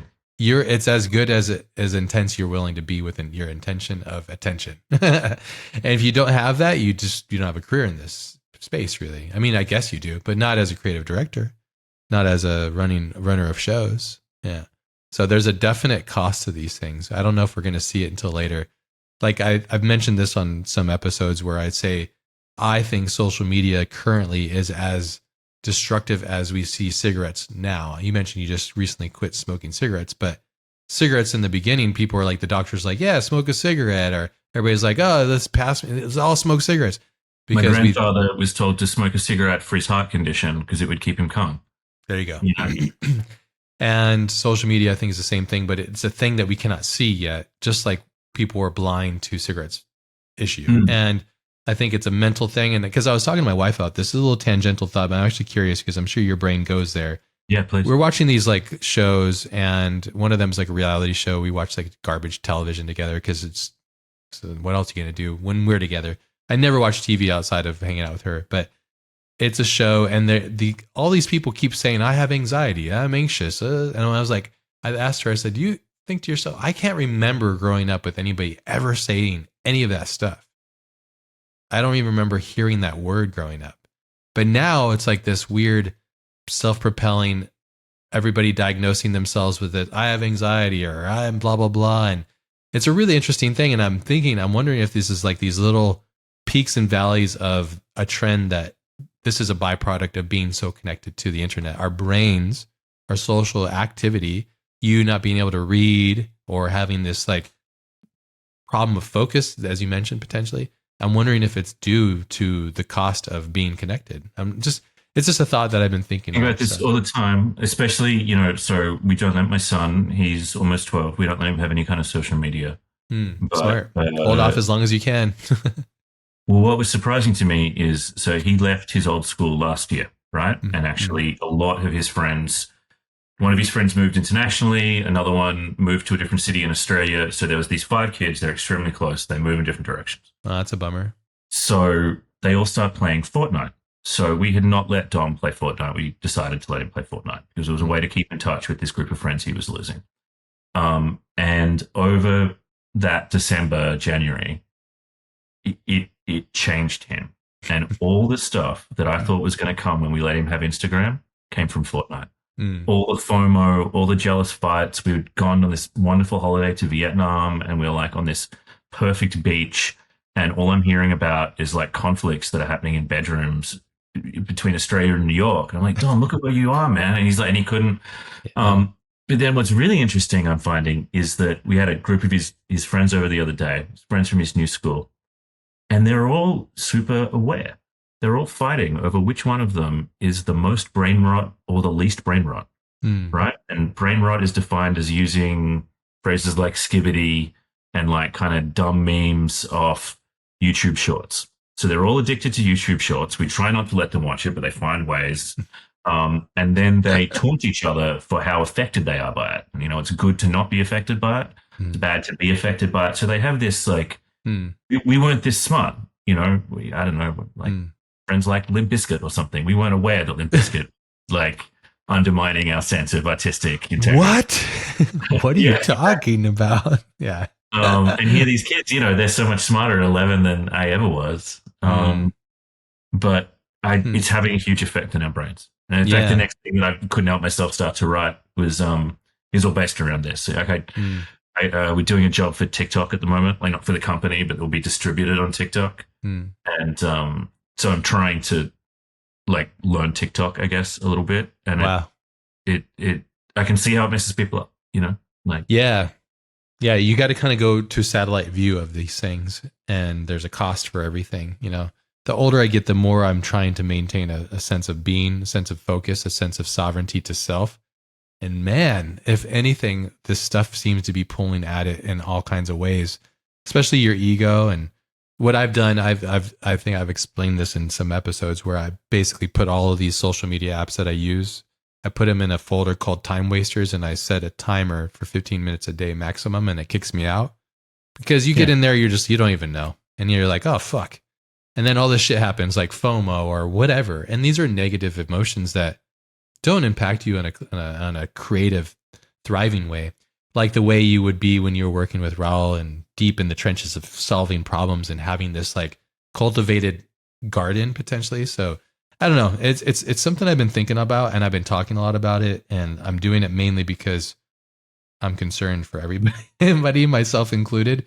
Because I'm a 41-year-old established person, and if I was younger, I would be so much more concerned about this because there's a whole thing to climb potentially. I don't know, but maybe I could be wrong. But most likely, I'm right and wrong, connected at the same time. Yeah, I mean it's complicated, and obviously there's good aspects to this, and in some ways, I open up Instagram on my phone, and I'm very careful. I don't follow anyone on Instagram that posts photos of themselves or their family. So my Instagram totally all work related, design and admittedly car related. Oh, you like cars, huh? Yeah, I'm a car guy. I'm not as serious as you. But, wow, I didn't know you like cars. We should talk about cars too. Yeah, we should.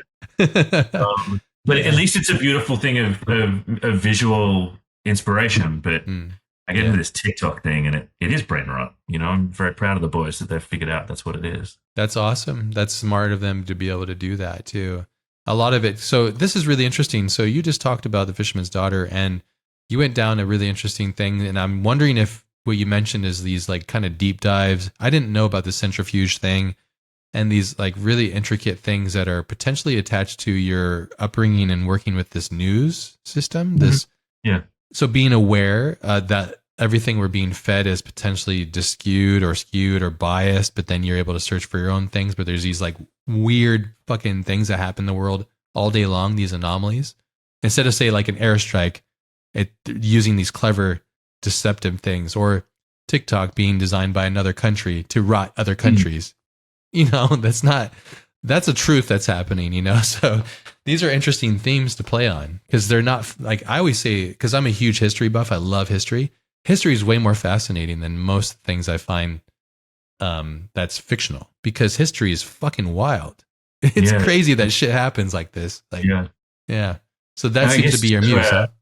where I feed off is the um like potential history in the Mm, sense you look at how strange things have been in the past, and I'm fascinated by conflict.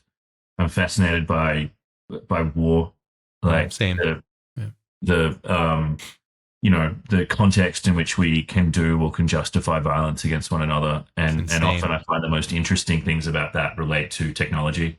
Uh, Yeah, I got this they're all intertwined. Yeah, this rug over here that I got recently, and it's an Afghan war rug, right?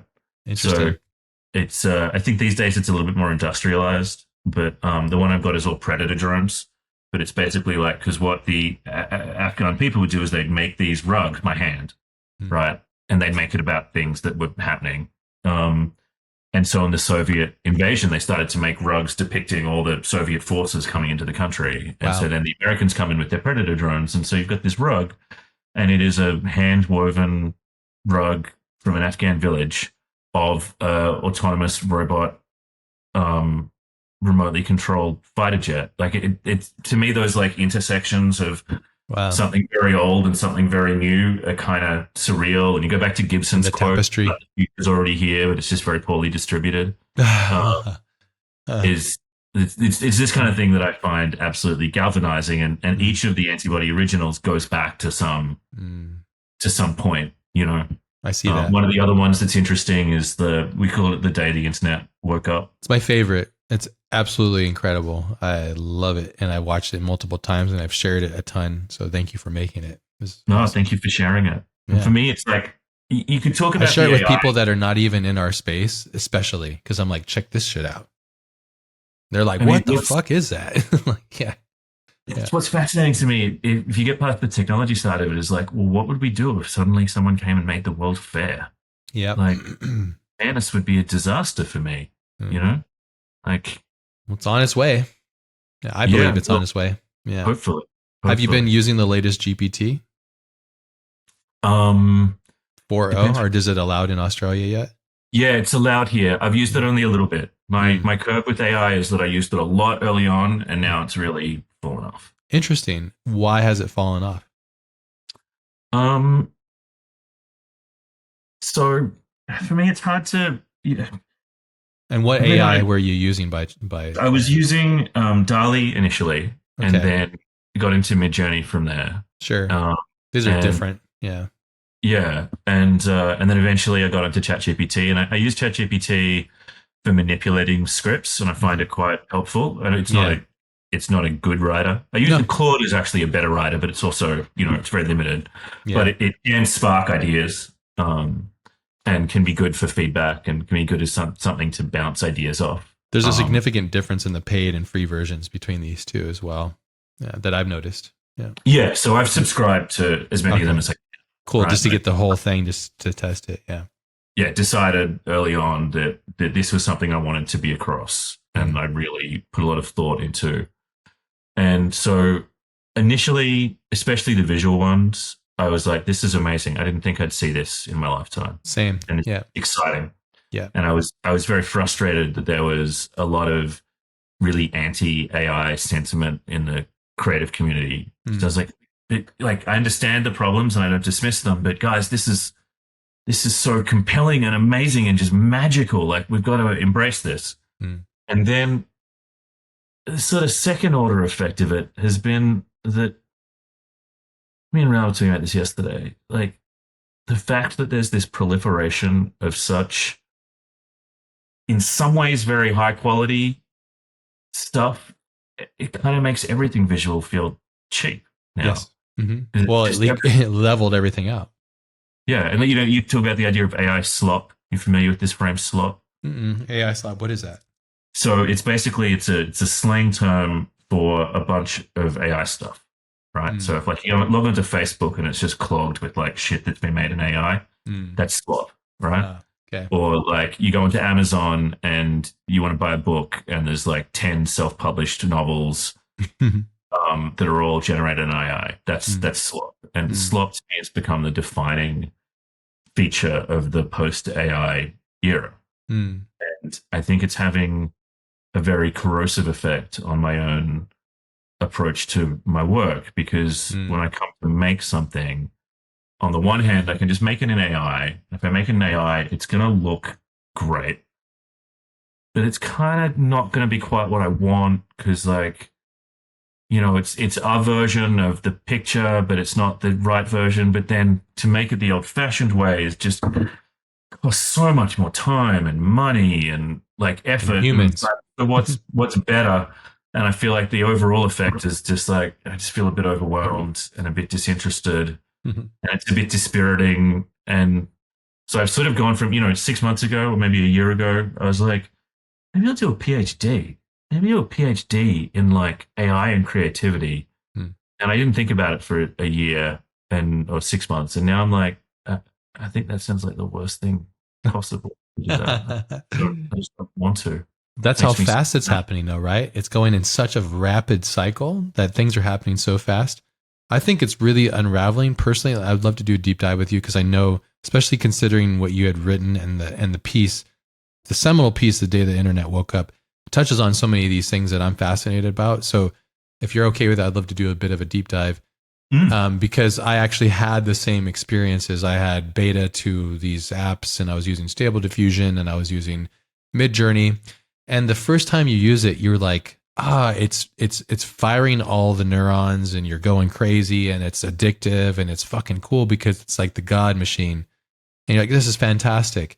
And then you realize quickly, oh, it's actually robbing me of the thing. And what is the thing? It's your intention. It's who you are. It's potentially robbing you of that experience. That's what it was doing to me. And I realized, oh, okay, well, it's really fucking cool. And then I, like you just mentioned, you went up and then you went down. I was on the down slide because Midjourney wasn't really, if you can sit there and infinitely make a beautiful image, then therefore there's no beautiful image. But I would think to myself, well, I can actually still make a beautiful image, but I'll just do it the hard way. I'll do it the way that I've been doing it, even though I know it's quite a stupid idea, but I'll just shift my perspective of what the value is at the end. I think this is really a fantastic concept because it just levels everything out. So everybody is basically can be that person. But at the same time, sure, everybody can make this AI slop potentially, but not everybody can have art with intention. That's the difference. At least that's what I'm looking at and telling myself. So it's kind of a weird, well, I guess this is what it is. And I still, what I'm doing is I'm trying to do the thing where it's still sparking the joy. It's still exciting me. Oh, that's cool. Oh, this is really fun. This is an interesting thing. I can synthesize still with like my own sovereignty, but then I can use these other tools potentially if I need to. The only reason I'm coming back to using it, because I stopped using Midjourney months ago, because I was like, this is like robbing me of the joy. And then I realized the GPT thing really unlocked it to me. I was like, holy shit, I can talk to it in real time. Now we're talking. This is crazy. Because the image making is still, in my opinion, is not very good. I still don't think it's very good. I think it still hallucinates the fucking crazy. It still doesn't.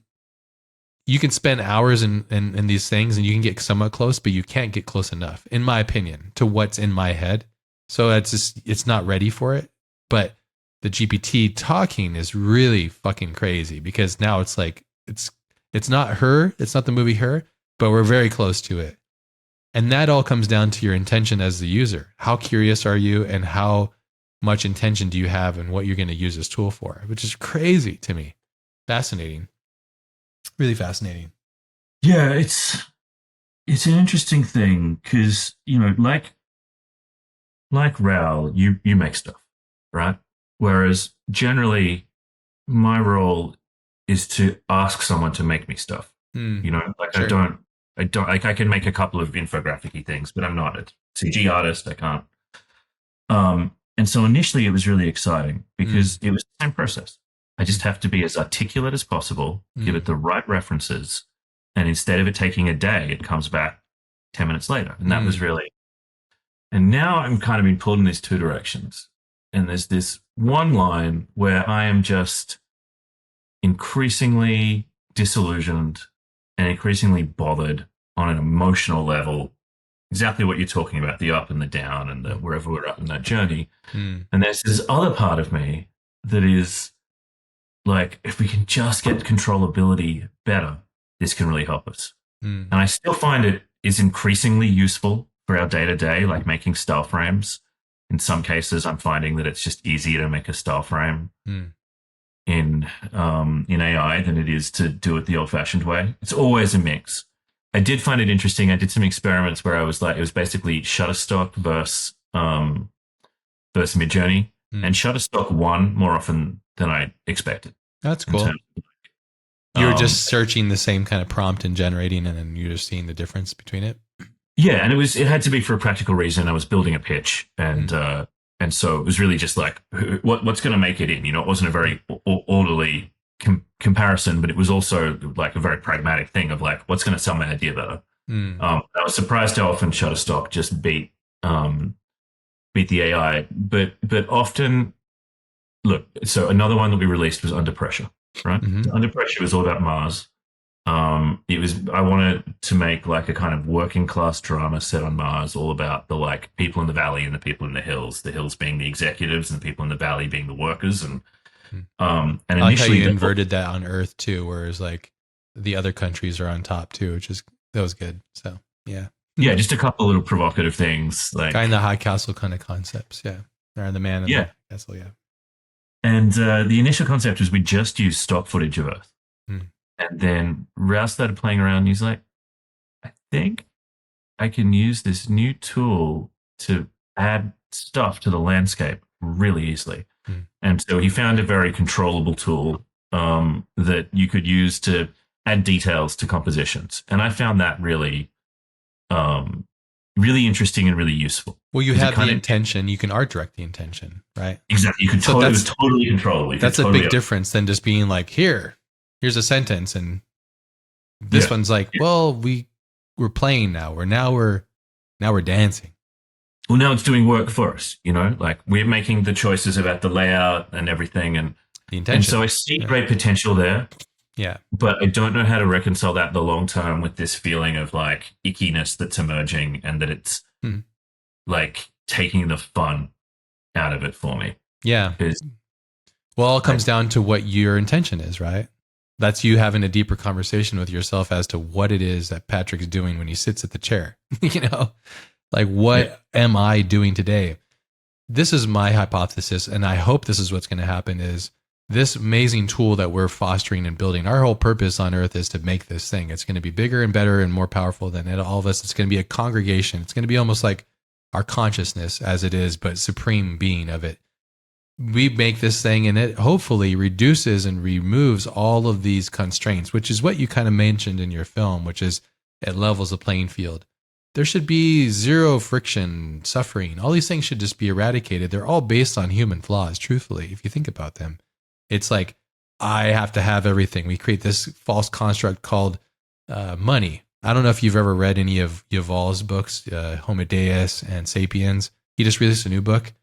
If you haven't read his books, you love them. They're incredible. I frequently listen to very long format podcasts with Yuval. Got a lot of his ideas that way. I mean, Audible is fantastic for these things too. If it's hard to read, but you can just listen to his books because they're great. But anyways, he touches on these subjects which are fascinating. But I hope is because when I'm using GPT now, I'm like, oh shit, like this is great. It's allowing me to like reduce friction. Hopefully, if I can use it properly. So it's like then I can sit there and ponder being in my core essence, which is just me existing in a creative form, which is just me exposing like the ideas that are within. That's cool. Who would have thought we would be sitting here contemplating this as a plausible reality that's literally happening? It's happening right now. have a play with Claude as well. I want to try it. It's more prone to hallucinations. Yeah, that's what I heard. More like literary. And look, I've always had anxiety as an issue in my life, and I take medication for it, and that's usually great. But I thought I should try to see how one of these would go as a counselor, and this is something This is not typical me to do this. Interesting. I think the cynicism would get in the way. I was like, let's just give it a chance, and I found it was so much more surprising than a typical interaction with a human counselor. I imagine. You remove the judgment stage. You Yeah, remove it's just this coming up weird. with quite lateral moves, and I still found it less engaging as a person. I didn't stick with it for very long, Sure. but I was just surprised. It was like, But how who much would have? engagement do you need when you're going through a certain thing? Let's say an anxiety spike hits you. You can just go to Claude or whatever and talk it through. Isn't that more powerful than going, oh shit, I got to set up an appointment and go to the drive to the therapist and sit with them. And then it's like on a Friday, but I was having this fucking breakdown on Monday. You know what I mean? This I is what I'm think talking about. Reducing friction. It gets you right to it, potentially to solve it. But I don't know. What's the byproduct? Everything has a cost. So what's the cost of this? Well, that's what I don't think we know yet, and that's what's No. hopefully going to keep my brain busy for years. We'll be thinking about what all the second and third order effects of these things are as we see what happens. I mean, it's pretty interesting, looking at having like what I was good at school was writing essays. I wasn't a maths kid, Mm. and I couldn't draw, but I could write a good essay.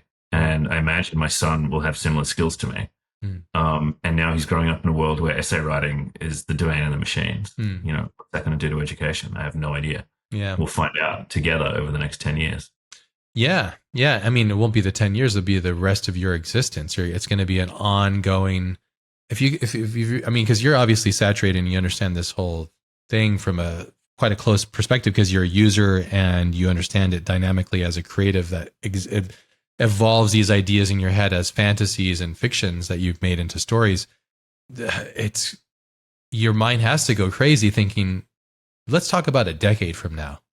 What the fuck? Well, they talk about this thing, AI vertigo is the name people are giving it to it, that like feeling you get of like when you really think about how much it could change. Oh, the yeah. like wobbliness that you get. And I've experienced that a few times. I've heard that there's statistics that 80+% of the workforce that exists in the world now will be replaced by this. But what does that do for us? Does that allow us to have more time to ourselves to think about our intention? Think about how many things that you probably don't realize that you do in the day that you should not be doing because you've been taught to do these things because it's part of society or whatever. We have this whole myth called money, all these things. Again, I know these are big ideas, but like we have to start thinking about them because if you don't think about intention and who you are, then it's going to be really rough, I think. It's going to be really interesting. Yeah. Hopefully people will learn to take advantage of the space that opens up in their lives. I know a lot of people that could be less busy. It's been a really lovely thing for me moving back to Australia and discovering that I can't be busy all the time just by nature of like the time zone. Most of my job is interfacing with clients and collaborators. And so my afternoons are largely my own. And so now I cook a lot. I really enjoy cooking and I get something out of it. And it's definitely not like, that's the best art financially or anything like, but it's just really nice. Does it have to? It has nothing to do with the screen. So. Yeah. I mean, does it have to? I always say, because I love cooking too. And since I've had a reprieve, because when the writer's strike and all this stuff happened, I had 15 years of nonstop work coming in. And then when all that happened, it all dried up and I was like, oh shit. I had a bit of not a midlife crisis, but I had a bit of a crisis internally. And I was like, well, if I'm not my career and I'm not this ego guy that exists in this, then who am I? And I was like, oh shit. I took the time to spend some heavy time thinking about what the fuck this is all is. And it was beautiful. And then I found, oh, let me get into my diet and eating and health. And then that's what I've been using GPT for. Actually, I've been cross-referencing all the data that I've been reading over the past 12 months, asking it to see if what I've been reading is actual and it understands that data. And then we've been going down to like a cellular basis of what is happening in my body based on inputs and intakes and all these things. And I'm really into cycling as well too. So it's like kind of all integrated, but anyways, it's a fascinating tool for that. But well, tell me more about how you're finding the balance at the moment. Like I'm fascinated to know about Make Haste Corp and how you're balancing your like client work with your other work. Like, yeah. Shoot, this is supposed to be your interview, so I'll make this quick. So Make Haste Corp is just a project like you finding Raoul. Carlos and I found each other, and Carlos is one of my best friends, my closest collaborator. And just love him to bits, and we just have an incredible time together. It's like when two humans get together that are aligned and have superpowers that align. It's just fantastic. So greatness just grows from that because it's pure and it's just fucking rad. So that's what that is. And for that, it's like, I don't know if you do this, but when I first heard the term, it totally made sense to me. I was studying Steve Jobs, and it was this reality distortion field. Have you heard that term? I heard of it, yeah. It's based on Star Trek or something like that. But Steve would go and think about the future, and he would meditate on it and do whatever he was doing. And then he would come back and be like, all right, guys, this is what we're doing. These are big fucking ideas he was doing. Like, all the songs in your hand. No one was thinking like this, but maybe some people were, but he was meditating on the intention of what the future is. So with MHC, it's kind of like this playground where I fucking love cars. I love CGI. I love design. Same with Carlos. But I also love thinking like super fucking far and go, whoa, this could be like this, or we could make a brand. We could do this thing. And it's like, it's all encompassing. It's just like it's like this beautiful playground, kind of similar to what it feels like you guys doing the Antibody stuff. It's like this playground where you can express yourself and have fun. And I love cars because people that don't understand cars, they just look at surface, go, oh, it's a fucking car. Cars encompass all of the things. It's design, it's art, it's expression, it's engineering, it's science, technology, it's fucking economics. It's crazy. And I love it. And I love that part of it. And so we got some pretty crazy shit going on, because Carlos and I have been talking a lot about putting a lot of energy out of the screen into the physical world. So bringing in the physical world, because as AI and all these things are taking over, renders and all this kind of shit, it's like, it's going to become irrelevant. So how can we have and foster more of a benefit living in the physical space and having these cars really take place in the real world and doing interesting things with them? So it's a whole different thing. But it's interesting. One of the things I got most excited about when I first started using AI, and I've fallen off it now, but being a car person, getting it to design car hybrids for me. Cool. So, I love the DeLorean. Not because it was a time machine. Like, yes, there's one here. And I put it away. I've got my BMW M1 somewhere. Is that a Giugiaro? Is that his Giugiaro? Did he design it? I can't remember. Somebody designed that. Yes. An iconic Italian designer who did all the badass stuff. Yeah. And getting AI to do these fascinating industrial remixes of the BMW M1 DeLorean. To me, it was just like, yes. But then at the same time, it couldn't keep the doors closed, like, because it always wanted to have the gull wings up. And so I'd say doors closed. So it would render the closed doors and then a second set of doors with the gull wings up. And it's like, no, you fucking damn it. Midjourney, that's not correct. Yeah, I found Midjourney to be extremely frustrating. And I just stopped using it because it was like, no, I'm way too specific as to what I need. I'm like to the fucking polygonal, I want that. No, you can't. It doesn't do that. No, totally. And that's fine. There's still value in that. But yeah, I didn't really do car stuff. But that is I felt like there were so many different use cases for that. That was like, somebody gets harmed by somebody. They're saying that they can't remember, but they do it. Instead of a sketch artist, they can use AI to imprint the memory to help people find that person. There's so many use cases that are like outside of us like, oh, fucking make a pretty picture. Like, it's that's low hanging fruit shit. There's so many more things that potentially that can be used for. It's all in intention in the user case, but yeah, that's Haste. And then the client work, because it all died off. I mean, it's come back. I'm currently working on one of my own projects. I got a partial mega grant from Epic Games. I applied to it. Took about 12 months, but I'm working on my own film project called Orion, much the same as what you're doing. So, but that's been. It's tough because I'm using a whole new technology called Unreal Engine, and it's just like, I mean, I try my best, but that program is deceptively challenging on all the levels. I don't know if you've had a chance to use it, but it's like I haven't, but Raoul's always threatening to do his next project in it. And, have fun, yeah.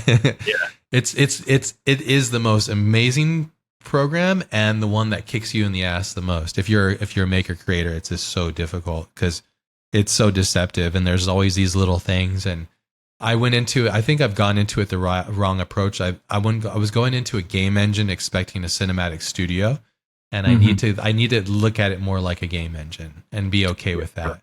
Yeah. But that's my own problem, you know. So that's that. And then honestly, Carlos and I have been manifesting all these positions of being car designers. So we're designing cars and shit. It's fucking nuts, and we're getting paid for it. So this is all sitting down and being manifested. And then I have my fine art world space where I do a lot of like weird, crazy shit that's in the fine art space that's involved with like all of that stuff, which is full expression, which has been incredible. So I've been trying to remove myself from the equation of being a fucking style frame guy or a concept guy or whatever. I've already done it all. Like, what am I going to design a better Batmobile? You know, that's done. I do have to say congratulations on the Batmobile. There was something pretty cool about getting a piece of Lego and being like, hey, Tom, I know the guy who designed this. Thank you for that. When you mentioned the True Detectives and the surrealness of that, I couldn't relate more than that. That's that thing. Yeah, it's just like, what the fuck? Yeah. But also that's the position to be ready for it and to be like, all right, universe, you're putting me up to bat. Well, I've been working. I've been ready for 10 years. I'm ready to do this. And so same thing, you know. So, but yeah, that's just for me. I feel like I want to be an artist again. I want to be creative. I want to take control over my own shit. I'm tired of like people asking me to do their work. I don't want to do it anymore. So yeah, I guess there's like an inner fucking savage inside that's just like, it's time to be me alone, like from all this stuff but that's why I'm going to start using like these AIs to like, give me a roadmap. I want to retire at this age. I want control. I want sovereignty. I want time to meditate. I want time to cook. You know, I want time to be present. What does that look like? How can I do that? You know, because what I'm asking of the universe is really difficult. But yeah, it's there. I'm still doing client work, but yeah, so it's long. I find I need both. I need some things that are very like functional, brief based. You know, okay, I'm doing this for someone. It keeps a certain muscle going. Yeah. But I can't do that if I'm not also coming up with crazy sci-fi ideas as well. And it got to a point where if I didn't start being able to put them into something other than just a document on my hard drive, I was not going to work for me anymore. And I think it's the same. Like I have to keep doing the mix. I'll never get bored of doing main titles, but I can't just do main titles. And I need a little bit of like corporate work to sort of keep me honest. So that sometimes if my brain's tired, I can just kind of do that. But then I need that self-initiated stuff as well. Like I need it. Maybe you feel this too. I feel like client work keeps you sharp because I don't respect myself as much as client. I'm starting to though. But I didn't respect myself as much as clients because on client work, whether you know it or not, you take it more seriously and you work harder than for yourself. Isn't that weird? Yeah. That's truth for all artists. Like it seems like. Yeah. Like you work harder for a stranger than yourself, most people. Yeah. Just that industrial thing of like you feel like you need a role, you need to do some grind. And I'm as much a part of that. Like one thing I noticed was a lot of the guys that were doing title sequences when I was, you know, first doing them had also had like a stint in their history where they'd done like quick turnaround broadcast work. You know, they'd had this like bit where they were, you know, I mean, I used to make the ugliest things doing this like stuff for a sketch comedy troupe, but it was really good discipline. Just like get in there and turn it around and you know, it didn't have to look cool. It just had to look functional. And like, I think there's a place for that kind of stuff in, as you say, keeping you sharp. 100%. You have to keep sharp. If you don't keep sharp, then like, well, yeah, because if you're just left to your own vice, then it's kind of a difficult thing. So I'm very selective. I'm sure you are as well. When a project comes in, I have to be an all-in kind of approach where it's like, I know I can add value. This is something actually I learned when I was working on something special with Greg Fraser is something I learned from him and I loved it is that he said, if we can add value, then we'll do it. And I was like, that's fucking great. Because usually it's the other way. It's like, oh yeah, just like give me the project, you know, like we'll do it. And then you're not, but he had a more holistic approach, which made a lot of sense to his career. If I can add value, then I'll do it. When it's just like, I've been trying to think about that a lot too. It's like, how can I add value to this situation? How can I create a good positive impact on it? And that's been something I've been really working on too. It's like, don't say yes because of money or don't say yes because of whatever.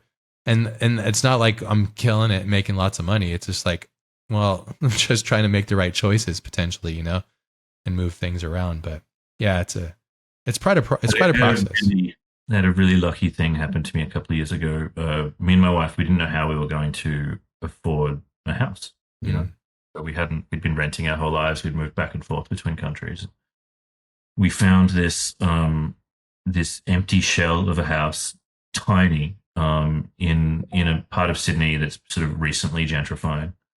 And we ended up buying it. And my father-in-law, who's a sort of builder architect, helped us build somewhere to live.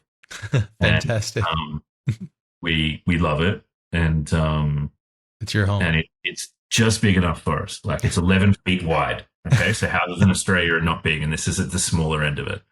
But wait, are you joking? It's 11 feet wide?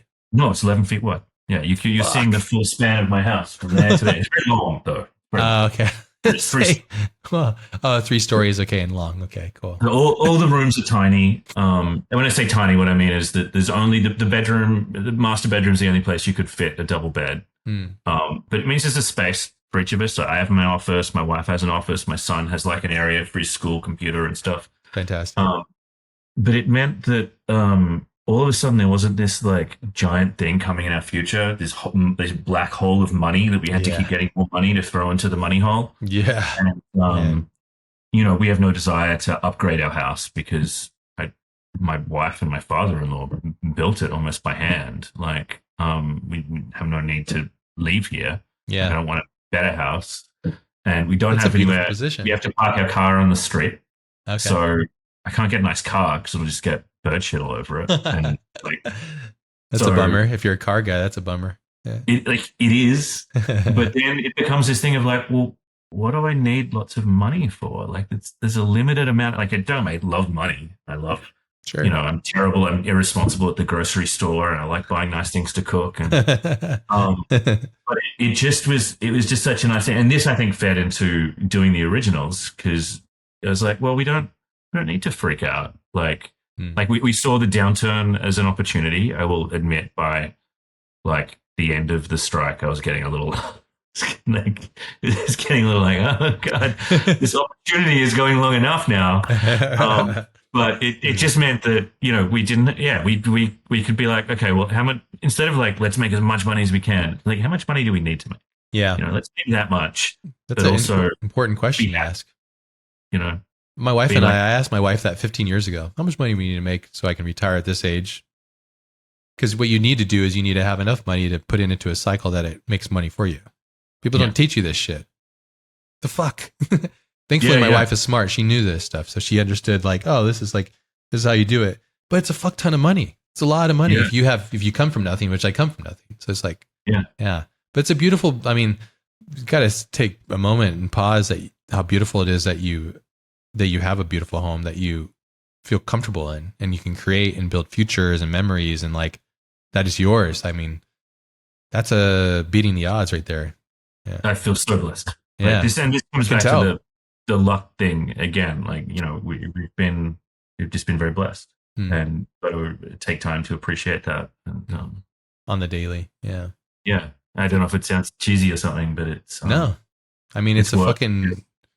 One of my best friends they're buying their home. He's buying his first home with his wife. They had one prior, but the real true first one, they've been out and been renting. It's been a real tumultuous thing because they live in San Diego. And it's horrible to try and buy anything here. I don't even understand. The medium cost of a house is like $850,000 USD. Who the fuck is buying these houses? I have no idea where all this debt's going, but it's going to pop at some point. But anyways, and he was telling me the same thing. He was like, I feel bad about like being braggadocious. He's a very humble, kind, gentle person. I was like, you're not being braggadocious. If anything you're going to be proud of is owning your own home. It's a beautiful thing. It's one of the things that you strive for in life, is to cultivate a space that's safe and is yours. It's a beautiful thing. Yeah. So we were really lucky. We wanted to buy a house in the area we used to live, which is not far from here. It's like a mile and a half. And a house came up, and we decided to do it. And the bank said, the way your business is structured, we can't give you this loan. Oh, because the risk, because the pops. Yeah. Yeah. Yeah, Yeah. and because the money, Freelance. any money coming from overseas couldn't be counted, and all that business from overseas. So anyway, so Yeah. thank God they didn't let us, because if we'd done that, I'd be just crushed by debt, You just be and grinding. Yeah.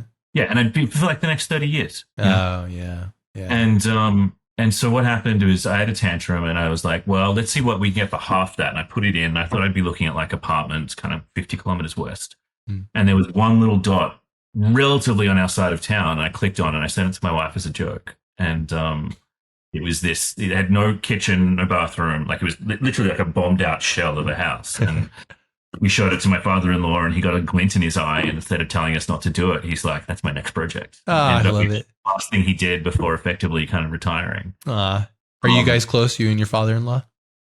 Yeah, we are. Yeah. And it's probably Beautiful. where we live, that they're Close here. by. You can help take care of them and stuff. Yeah. Yeah. That's Yeah. Well, they really don't, they're still kind of in the taking care of us mode, but you know, who knows what the future will bring. You at least cook for him though, huh? You cook some of Patrick's famous meals for him?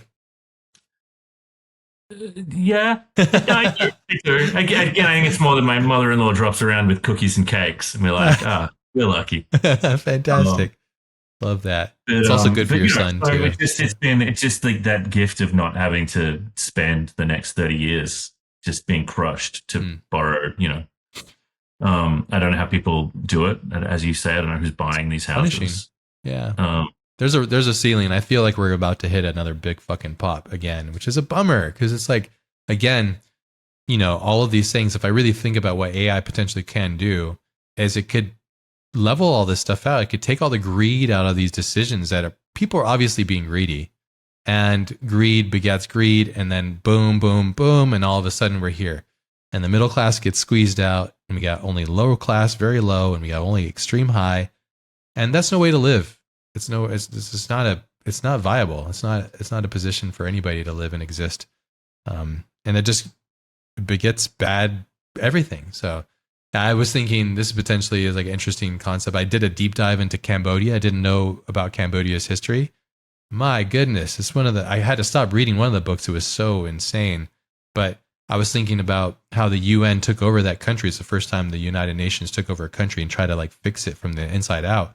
But I thought to myself, potentially a country that's nascent or somewhat malleable that can take AI and put it into its infrastructure as a political system and an economical system is going to be a small mini superpower. And because America's not going to do it. America's not going to implement it. And our politics are so fucking trashy. Like like everything too. It's all a big giant mess. Look at the Trump guy. It's just insane. But anyways, I'm really excited for that to potentially like spur off people to use these as political systems to fix all these kind of things, equalize potential economics. Think about people that were constructing and building the concepts of like communism. You know, it's like so interesting. Socialism, all these kind of things. It's like there's going to be a new ism that's going to come about. It's going to be very interesting. So this is me reaching far. I mean, it's going it's to. Interesting to Cambodia. I'm hoping to go to Cambodia this holidays. Because we've been to Vietnam twice. We were in Vietnam earlier this year. It's the first time we've had my son there. Nice. And I love Vietnam. I love the food and all the Vietnamese food is crazy good. So good. So good. Yeah. But we had this great day. We were talking to a tour guide, and he happened to be my age, and his kids were my age, and his parents were my parents' age. And we'd been to university for the same 3 years. I was at film school, and he was at tourism school. And he's driving around northern Vietnam, and he was a really proud guy and was showing off some of the developments that had been done and telling us about this company, and he just approached the world from a completely different point of view to me, and it was so refreshing. First of all, like, you know, my father didn't go to Vietnam, but his generation did. So like my father's generation was there, you know, dropping napalm on this guy. And here he is giving me a tour of his country and showing it off and acting so warm to me. And we have this idea of like China being the bad guys. And he's talking to me really proudly about the amount of Chinese investment that they're attracting. And we, you know, like a few hundred kilometers from the border with China. And so he has this point of view, which is not as anti-Chinese as us, but also not anti-American, not anti-Australian. I I am a real Francophile. I love Paris. I go there a lot. He was not a French fan. They're Well, all of course not. post-colonial. Yeah. But like, he'd forgiven the Americans, but he hadn't forgiven the French. So like he wasn't above the grudge.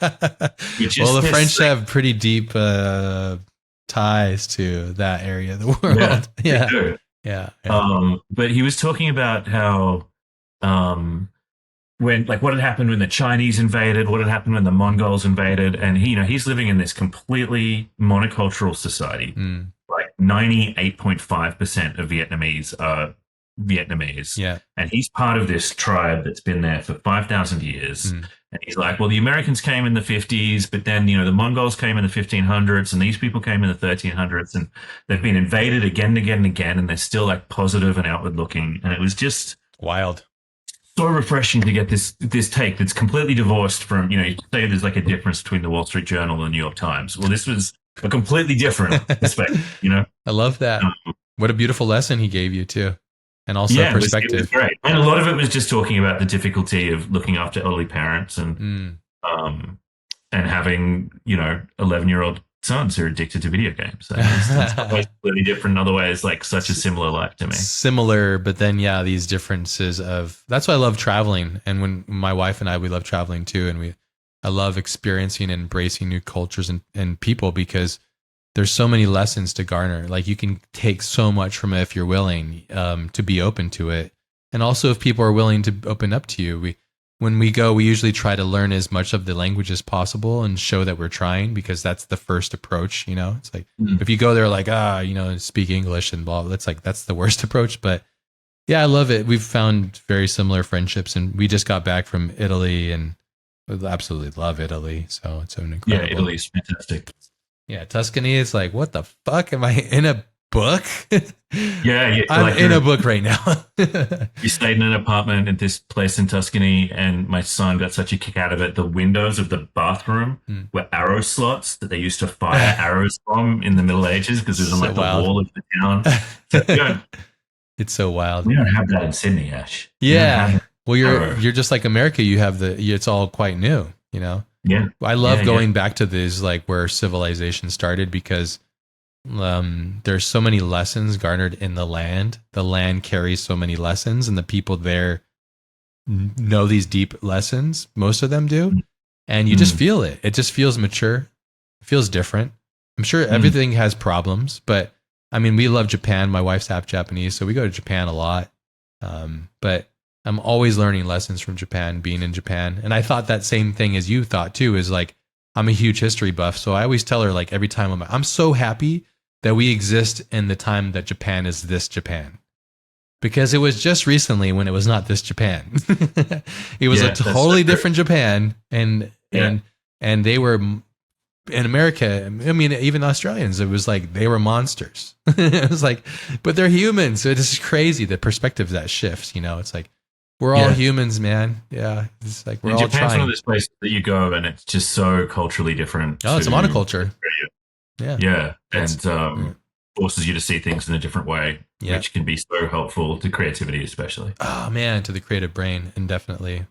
Man, thank you so much. It's been way too long since we last spoke. I really appreciate the years of inspiration that you and your team and yourself have created.